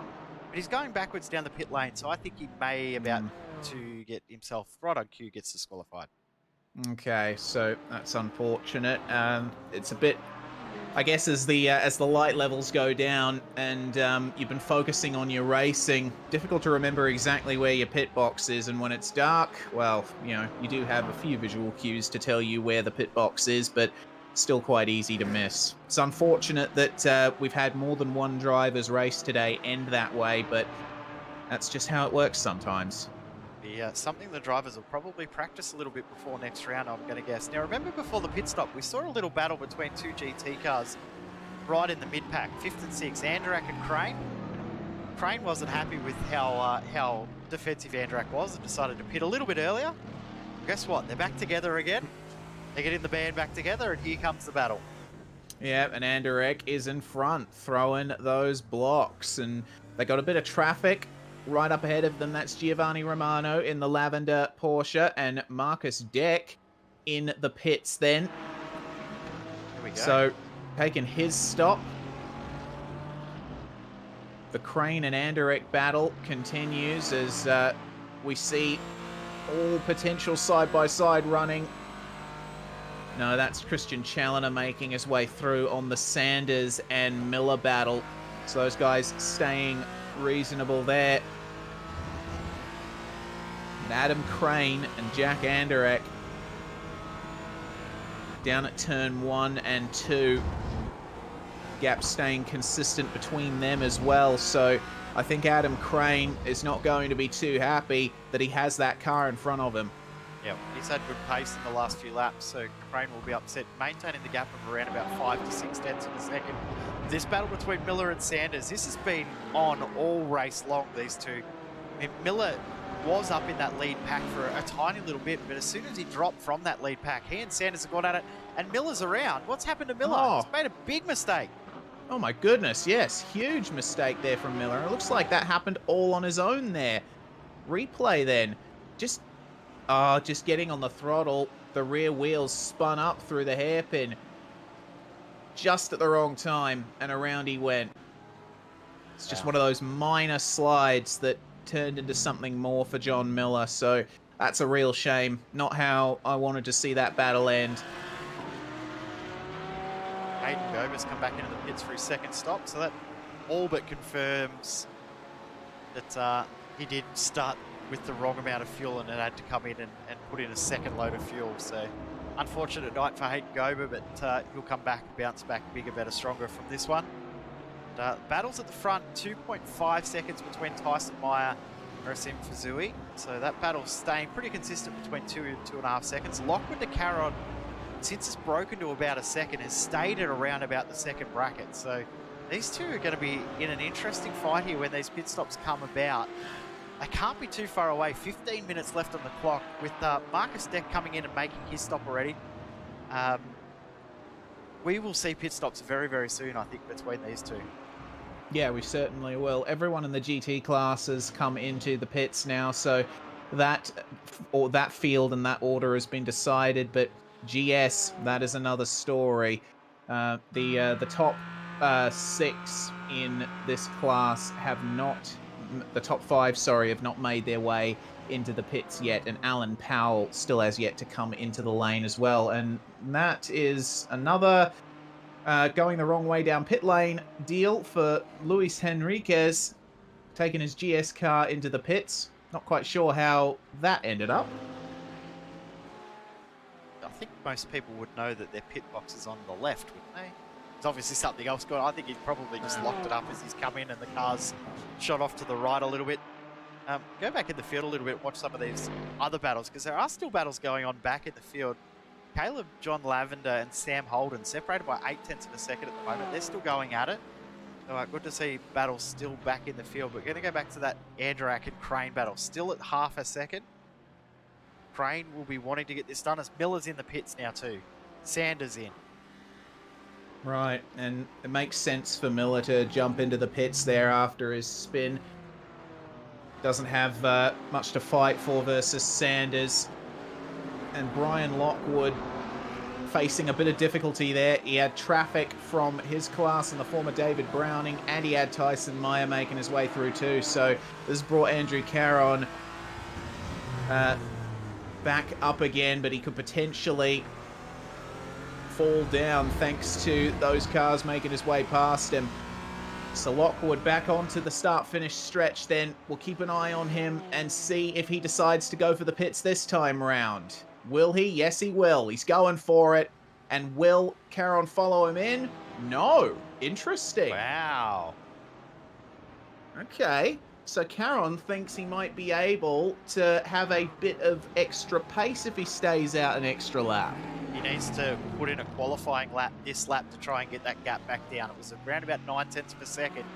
If he can put in a qualifying lap right now, he may take the lead of the race before the end of this pit stop cycle. So it's going to be the lap of Andrew Caron's life right now.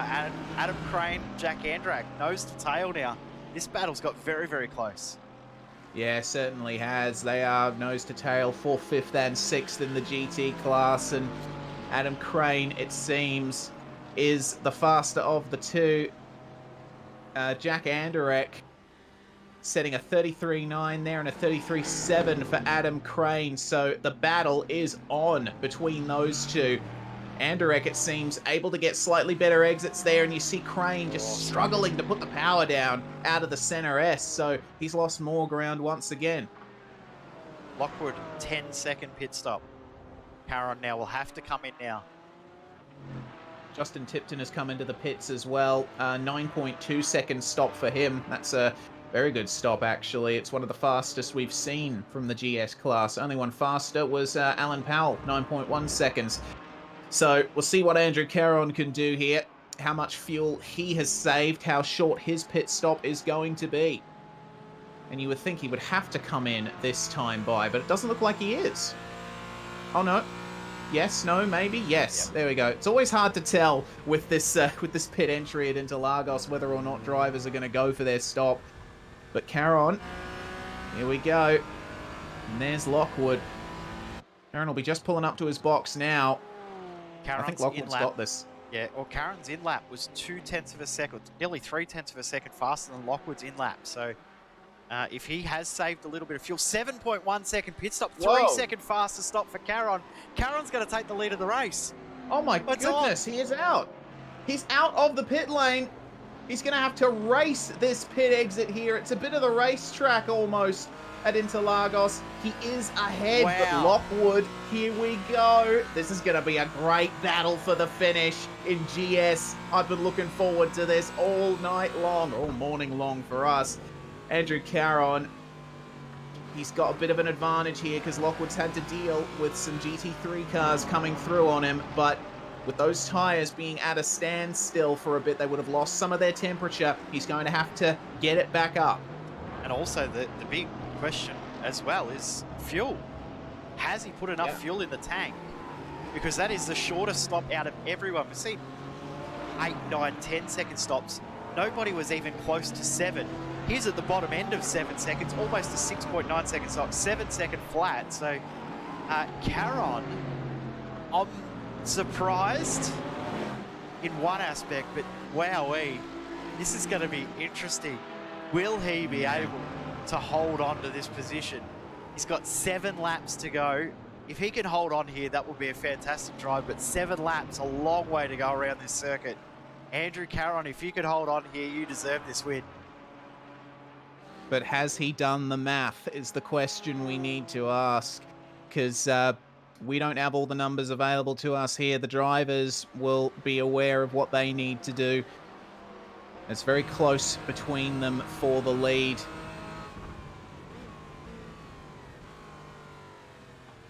Less than half a second between Caron and Lockwood now. And Lockwood's going to have to get back on the attack again. Really needed that outlap to be a little bit faster, but he was so heavy in traffic that really hampered him. You saw when we come back to him, when we were on the onboard there, you saw cars coming past, caught him offline. And you also saw when coming to turn 1, he had cars everywhere as well. So lapping traffic, I should say, really hampered the car of Brian Lockwood. Really got to get his head down and try and work out how he can gain some pace here, because he is now gone from looking like this was an all signed, sealed, delivered win to being on the back foot. He's probably just as surprised by that as us. Yeah, most likely. And I guess he'll be hoping that Andrew Caron starts coughing on the last lap.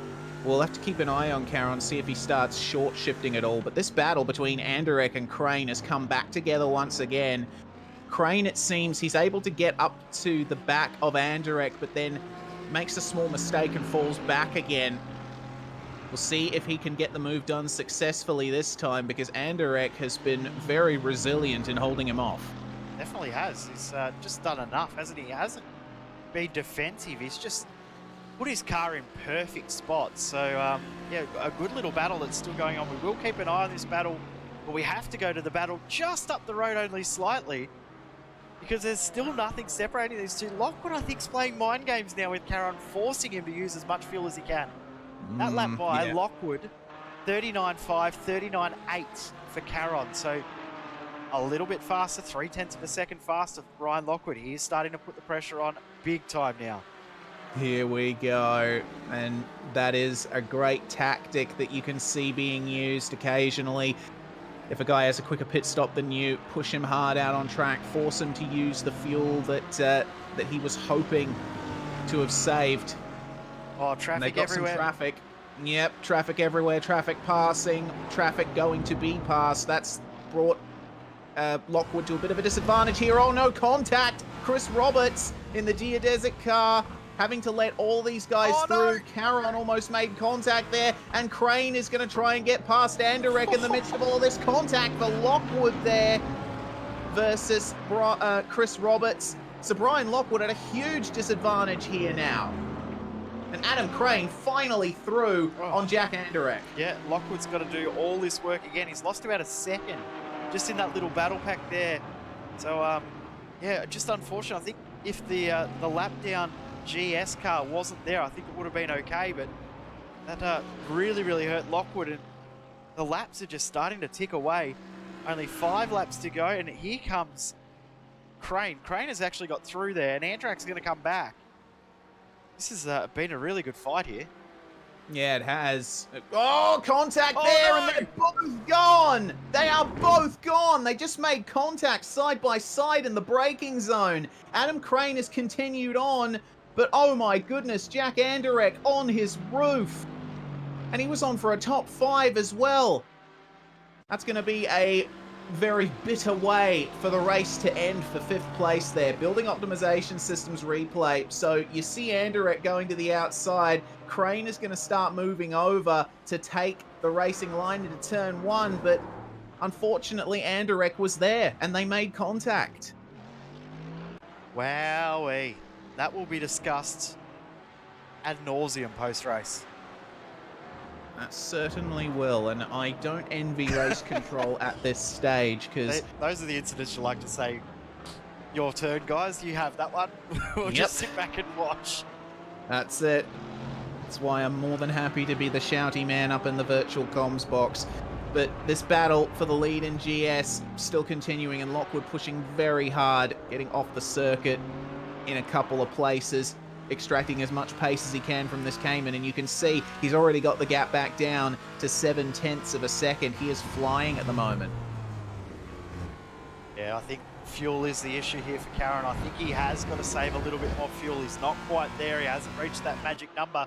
Of course, the other thing with being the slower class or the secondary class is you've got to hope that the main class driver crosses the line at the right time, because you could have to go an extra lap from your original thinking in regards to how long a race is. So that could play into Lockwood's favour here. Yeah, it definitely could. That's one thing you have to consider in endurance racing, is the time of the race is determined by when the overall leader crosses the line. So if you're in the lower class, your race depends just as much on how the top class race goes. And here we go then, Brian Lockwood drafting up to the back of Andrew Caron here, and they are now almost bumper to bumper. So Lockwood getting that pace on very nicely, and you can see Andrew Caron is his car behavior is looking a bit more timid than it was before. I think Lockwood will wait to make this move. I think he's going to sit behind, force Caron to use fuel, wait until under a minute to go on the clock, and then try and make the move. That's how I think it's going to play out. It could be completely wrong, and Caron could also be playing chicken. He might be completely fine on fuel, but he might be making Lockwood think that he's in trouble with fuel. So many different possibilities. This is why I love this sort of racing. This is why I love this series, and I'm so glad it's back. Yeah, I'm glad it's back too, and I'm glad we've got this fantastic Porsche Cayman GT4 to watch as well. The newest car on the iRacing service, and it is for sale on your iRacing account. You can pick it up and give it a whirl around magnificent tracks like Interlagos yourself. What a fun car it is. But Andrew Caron still just holding on, and Lockwood keeping the gap consistent in a straight line. Tyson Meyer still nice and comfortable in the lead of this race by 3 seconds from Racim Fizui, who's just making his way past Shinya Michini right now, lapping. It's been a good race from Meyer. Yeah, it has been very, very consistent. Got bad news though, the predictometer will be wrong. It will be out by 1 lap. But of course, it doesn't take into account pit stops. So I think that's caught out the predictometer a little bit. It's going to finish with about, they'll cross the line with around about 15 seconds after the clock hits 0. So pretty close, pretty close. We'll say that it's as a win. Yeah, that's it. So race controllers decided that the incident between Crane and Anderek is going to be a post-race review. So obviously they've decided it needs a lot more further looking at. Yeah, they'll be wanting to check throttle and things like that. So they'll be waiting for the race to end so they can check a little bit more info around that incident, because yeah, it was just bizarre, wasn't it? Number one didn't need to happen, but it was just weird how it all played out. So yeah, I'm surprised that incident happened, but I mean, I'm not surprised. Our leader, Tyson Meyer. No. He's just made contact. Zach Plummer had an incident, and in his recovery, Meyer got into him. So that's trouble there for our race leader. Wow.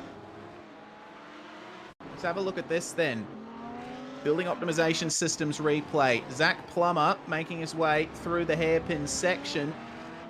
And you'll notice he gets onto the grass here, and it results in a bit of a tank slapper. There's Meyer behind the GS car. Plummer back onto the circuit, and there's Meyer right there, right into the wall. That's a big hit, and that has put Tyson Meyer in a lot of trouble.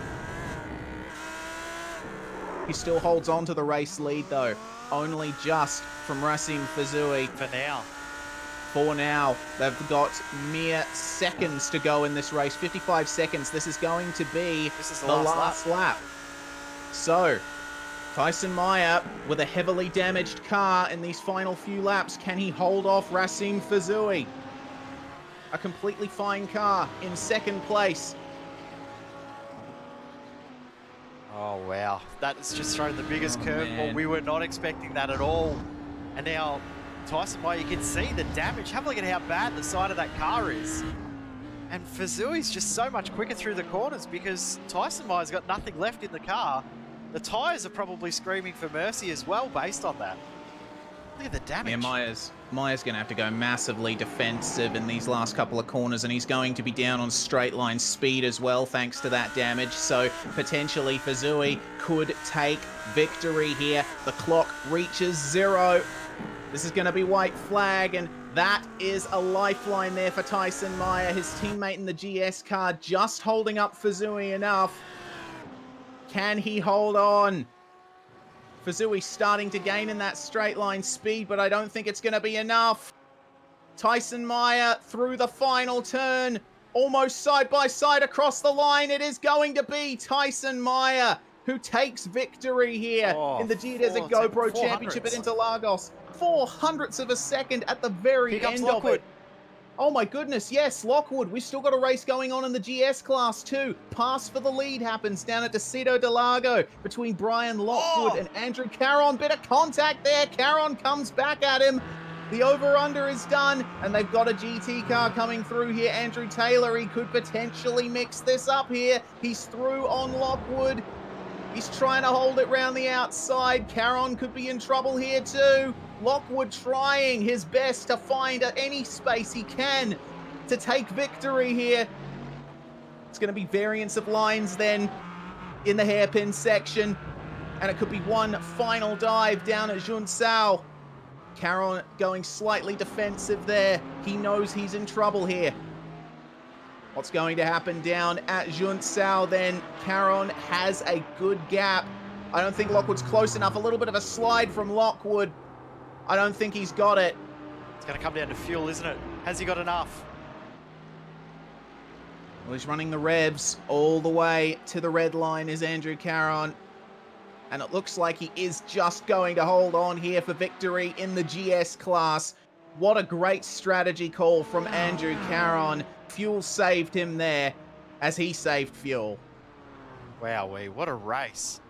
What a fantastic race the whole way through. Two class battles separated by, well, the furthest class battle was half a second. You can't ask for much more than that in a 90-minute endurance race. That's incredible. That is excellent stuff from all the drivers putting on a fantastic show. So Andrew Caron, your victor in the GS class, he will certainly be wrapped with that. And on that note, on a very dark Interlagos, we take a look at our official race results. Tyson Meyer for Geodesic Racing taking victory from Rasim Fuzui by just 0.04 of a second, holding off with damage. Christian Challoner finishes on the podium. Fantastic run from the eNASCAR Coca-Cola Series driver. Jesper Drilica holds on for 4th in his McLaren, overcoming his damage from before. A minute 13 behind our winner, Adam Crane, comes home, but he could potentially face race control after this one. Aaron Ackles finishes in 6th, the last car on the lead lap. Zach Plummer, Stacey Dunnigan, Hayden Gobert, and Mark Noski rounding out your top 10 in GT. We got Elijah Mitchell and Andrew Taylor next with Will Hardiman and Jack Andrak. Chris Ugletta, who did not finish the race in the end, with Older Stefanowski and Jason Goddard. Dan King had to abort 3/4 of the way into the race, and Johan Boyce we saw out with issues early on. I'm going to say he had tech issues because his incidents were very, very strange, so unfortunate for him. As we now go to the GS results. Yes, Andrew Caron taking victory from Brian Lockwood with a fantastic strategy call when it came to the pit stops. Justin Tipton makes it 2 Racecraft Esports cars on the podium in GS. Marcus Deck managing to recover to finish 4th, but he'll be hoping for better next time. After all, he did start on pole. Shinya Machimi making it top 5. Says fuel saving worked out very well on the Ronin SimSport machine. Graham Sanders makes it home in 6th place, holding off John Miller, who unfortunately suffered issues in the last running of the race. Giovanni Romano completes the top 8 there, and the top 10 rounded out by John Botifer and Luke Wojtaszek.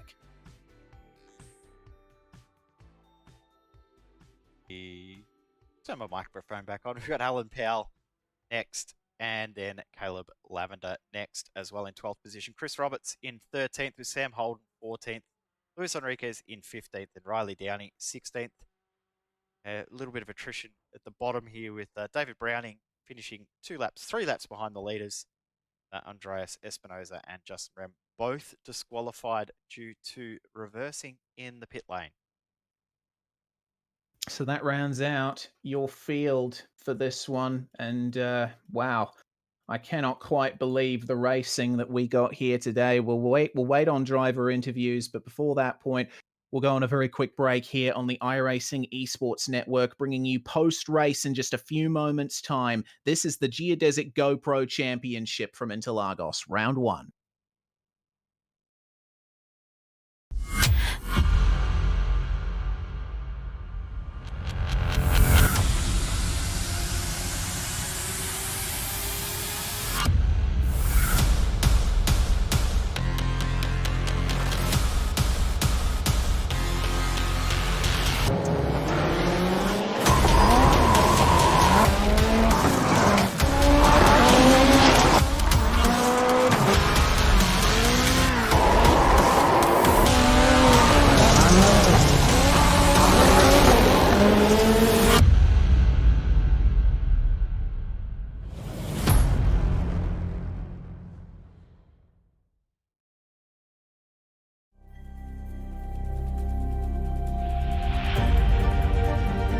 Coming up to the line, being chased, and it was Braden Johnson.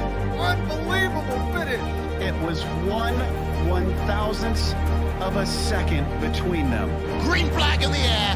We are racing in the 2020 24 Hours of Daytona. They go toe to toe for the feature race lead here on the last lap of the race. Side by side for the race lead in the final corner at Homestead. Down the back straightaway, 3 wide again for the race lead. This is unbelievable stuff here tonight. Aloma is going to have to be very deep on the brakes, and he is very deep on the brakes. It's side by side through the corner. This is for the win. It'll be side by side. Davies low, Ottinger high. To the very inside is Garrett Low. 4 wide at the stripe.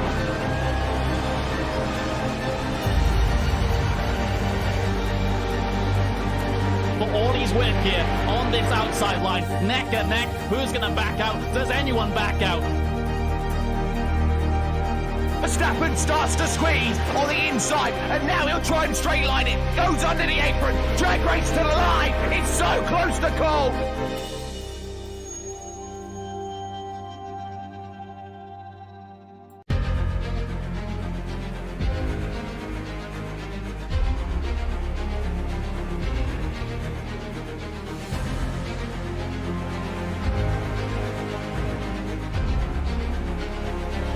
This is fantastic.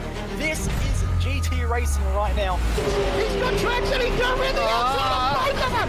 Maloney. Oh, he's taken Anderson.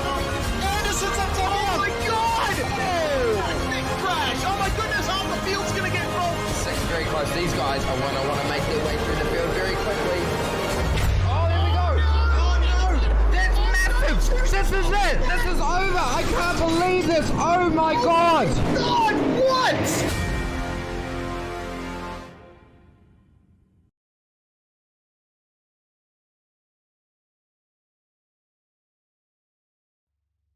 It's post-race time here for the Geodesic GoPro Championship on the iRacing Esports Network, a SimSpeed TV presentation. Well, after a fantastic 90 minutes of multi-class GT endurance racing, we have our results and we have our winners and our losers of this first round of the season. We're going to talk to the race winner of our GT class first, Tyson Meyer. Tyson, that was quite the finish there, quite the final couple of laps for you. But other than that, we'll think about the rest of the race first. Your car seemed hooked up. Yeah, the car felt pretty good. The start was a little awkward, but we'll get it going, you know, as the league progresses here. And the car felt good. Still adjusting to the new tire model, but felt pretty good. Yeah, well, it looked like in terms of the strategy, there wasn't much to it. You decided to go reasonably long on that first stint and make it a shorter one at the end. So, pretty simple way of working out the race. Yeah, it ended up working out. Tires were down to the right side. Tires were down to about 65% when I went into the pits, and I didn't check it at the end of the race, but the tire wear has definitely increased now since they patched it on Tuesday. Well, it's obviously you managed to hold on for the win, so it worked out well, but it almost didn't. Just give us your thoughts on that penultimate lap incident. I just was thinking to myself, why does this happen to me a lot? But it ended up working out. I mean, I barely was able to finish with the win. Not even a car length, I don't think. So uh, Zach just made a mistake. It definitely wasn't on purpose. He just couldn't quite get the car under control on the rejoin, and I thought I gave him enough room, but his car just darted across the track and it slammed me into the wall. I got a meatball, but surprisingly, I was able to finish, and even more so surprised to finish first. Yeah, and finish first you did. So from that spot atop the podium, Tyson, any shout outs and sponsors? Who gets it done for you at Geodesic Racing?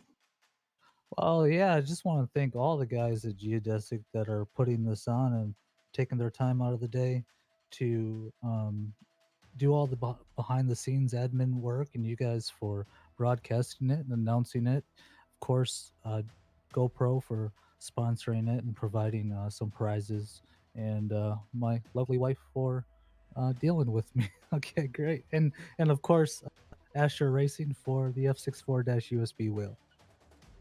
Thank you very much, Tyson Meyer, your race winner only just in the GT class. Next up, we're going to go to our GS class winner, Andrew Caron. Welcome to the commentary box, Andrew. It was a difficult season for you at times last year in the Geodesic Go Pro Championship, but capping off this first round of the second season with a win must feel good. Yeah, it really feels good. It kind of sucks for Marcus because he was really fast in practice, and I just saw him spin. But it was a really fun race to race against Brian. Brian is really fast, so just was some really good racing. I was just there for, racing, so just have fun.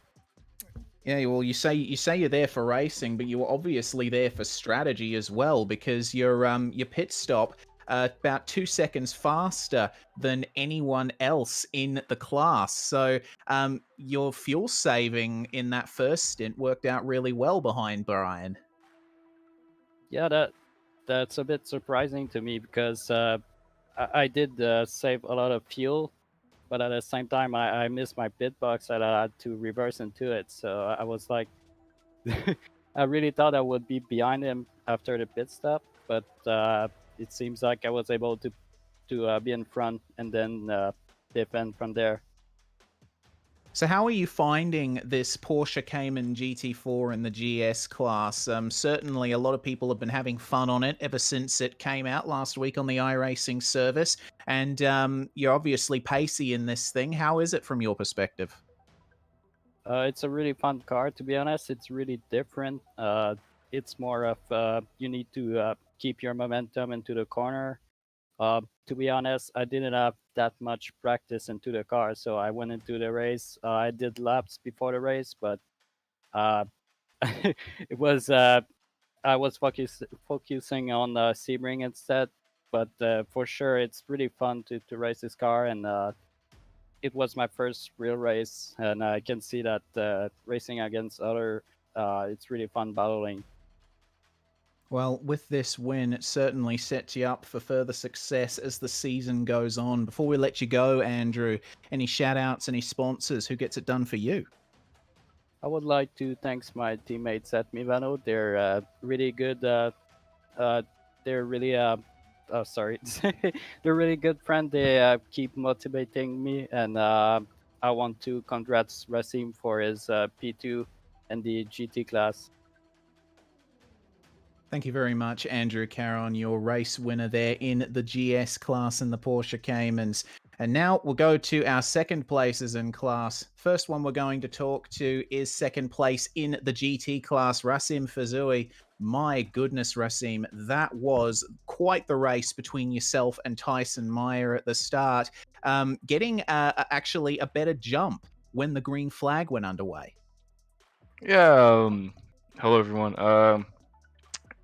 In the race control, it was said we're gonna say when it's green, and Tyson asked, "Hey, what's the procedure?" And I was like, "Yeah, that's a good question." And race control said, "You're gonna hear it." So we're driving, we're pacing, and you just see at the top of the text chat, you see green, green, green, and I saw it, and I just went, and I thought Tyson was waiting for an auditive cue in order to go. All right, so that explains things, and it looks like nothing was done to to change that afterwards. So it looks like race control were all right with that. But running second for the vast majority of this race, it seemed like Tyson Meyer had the edge over you in terms of pace more often than not. But you almost got a chance right at the very end with that incident. It was so close between yourself and Tyson. Yeah, at the beginning, I felt like I had a chance, especially when I let him by. I thought I was gonna see fuel and everything, but then I overheated my tires, and it was just downhill from there. So after the pit stop, it felt good, and I was able to catch him a little bit, but just my pace today wasn't at best in terms of preserving tires. Yes, I was lucky with the incident at the end, but that's not really what I'm aiming for as a race car driver. So I'm gonna put in the work and come back with a better package for next race. All right, and next race, especially considering your pace in this one, should be a success as well. Thanks for joining us, Rasim Fazui. Anyone you'd like to thank? Yeah, I want to thank the Movano Racing team for the team and support they always provide. It's always great.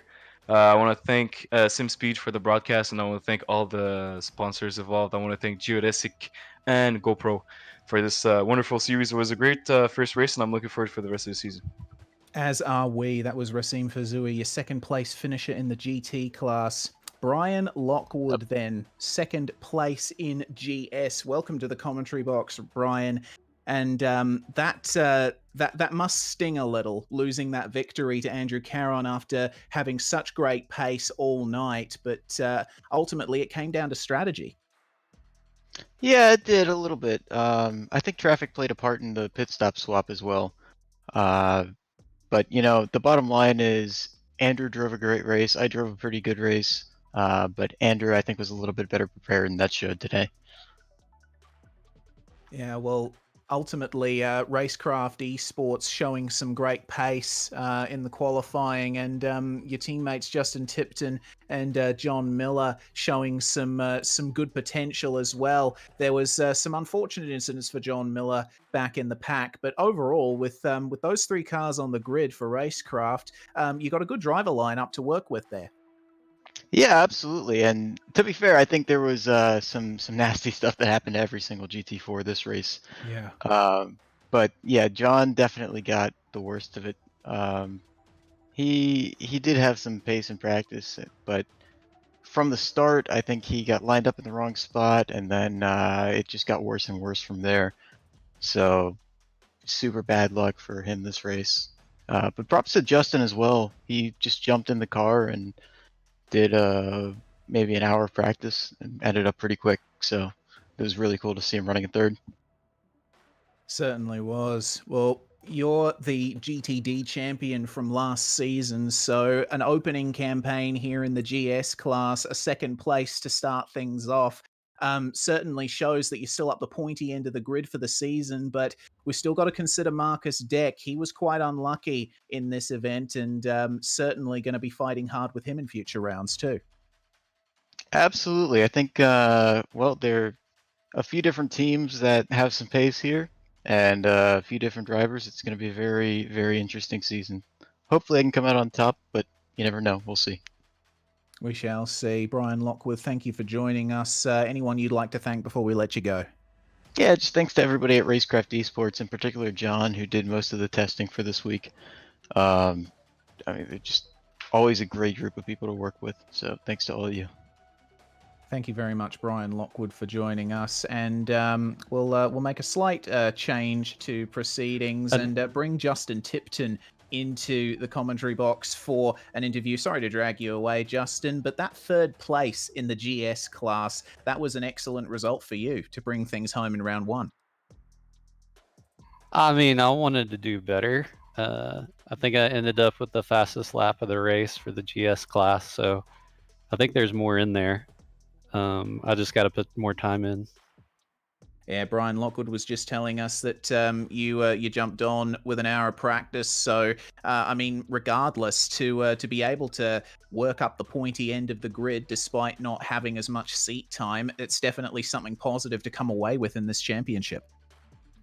Oh, definitely. I showed up today just wanting to get some points because I've had some wrist problems and couldn't practice. So I will take the points. It really all came down to a lucky qualifying lap to get me out of the chaos.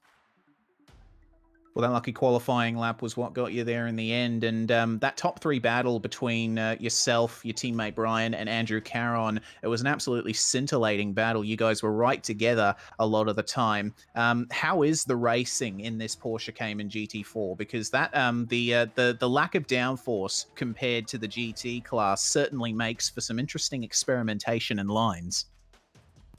Yeah, I really like it. It's like a GT Skippy to me. It has enough draft that the guy in front of you would have to really be faster. So it keeps things spicy because you can't just drive away from people like you can in, say, a Porsche or GT3 car. Well, what are your aims then for the remainder of the season? Because that second place for Brian Lockwood and a third for you, double podium for Racecraft Esports. If John Miller can have some better luck in future rounds, you guys might just be able to lock out the podium in some rounds. That's the goal. I think that would be that'd be super fun. And you know, I think once I can get healed up and you know, we have Sebring this week, so everyone's a little off focus. It'll be interesting. And quite frankly, I don't think any of us know how to set up this car yet. So there's whoever can figure out how to set it up may have some real pace and take the whole thing. That is a good point you make. Everyone is still learning the ins and outs of this Porsche 718 Cayman. Well, thank you very much for joining us, Justin Tipton. Anyone you'd like to thank? I want to thank the Racecraft Esports guys for taking me on the team. I'm a really new member, and they've really helped me improve. I've improved a lot in just the 3 months I've been on the team. Thank you very much, Justin Tipton, and congratulations on your podium. Well, that brings to an end proceedings for tonight, Jay. And as darkness descends over into Lagos, we look back at what was a fantastic opening round of this second season of the Geodesic GoPro Championship. I'm super hyped once again. I cannot wait for the next round already. We've got 2 weeks to wait for it. But yeah, what a race we've had for race 1 and race 2. Going to be very, very interesting to see. Different format as well next round too. So looking forward to that. I'm just trying to remember where we are for the next round because I do have it in my list of things here, but I can't think of it off the top of my head. Let me double check. I've got a feeling, is it Barber that we're at next? We are visiting a good amount of American tracks in this season. Yeah, it is Barber. Yes, indeed. Excellent stuff there. Barber Motorsports Park. It's basically the middle sector of Interlagos repeated again and again and again, a very twisty track. So traffic's going to be quite interesting at that one. That will be this time on March the 26th, March the 27th, if you are in the Oceania region. So thank you very much for watching, everyone. We want to thank GoPro. We want to thank Geodesic Racing for putting this championship together. We want to thank all the drivers and teams for showing up and putting on a fantastic show here on the iRacing Esports Network. Make sure to subscribe and also chuck us a sub over at our channel on SimSpeed 2.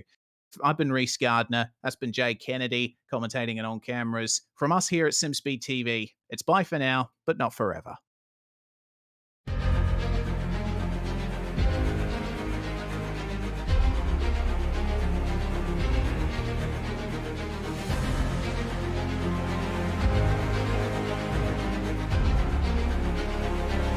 This is fantastic. This is GT racing right now. He's got traction, he's going in the outside of both of them! Maloney! Oh, he's taking Anderson. Anderson's up to Oh my god! Big crash! Oh my goodness, half the field's gonna get rolled! Second very close. These guys I want to make their way through the field very quickly. Oh, here we go. Oh no! That's massive. This is it. This is over. I can't believe this. Oh my god. God, what?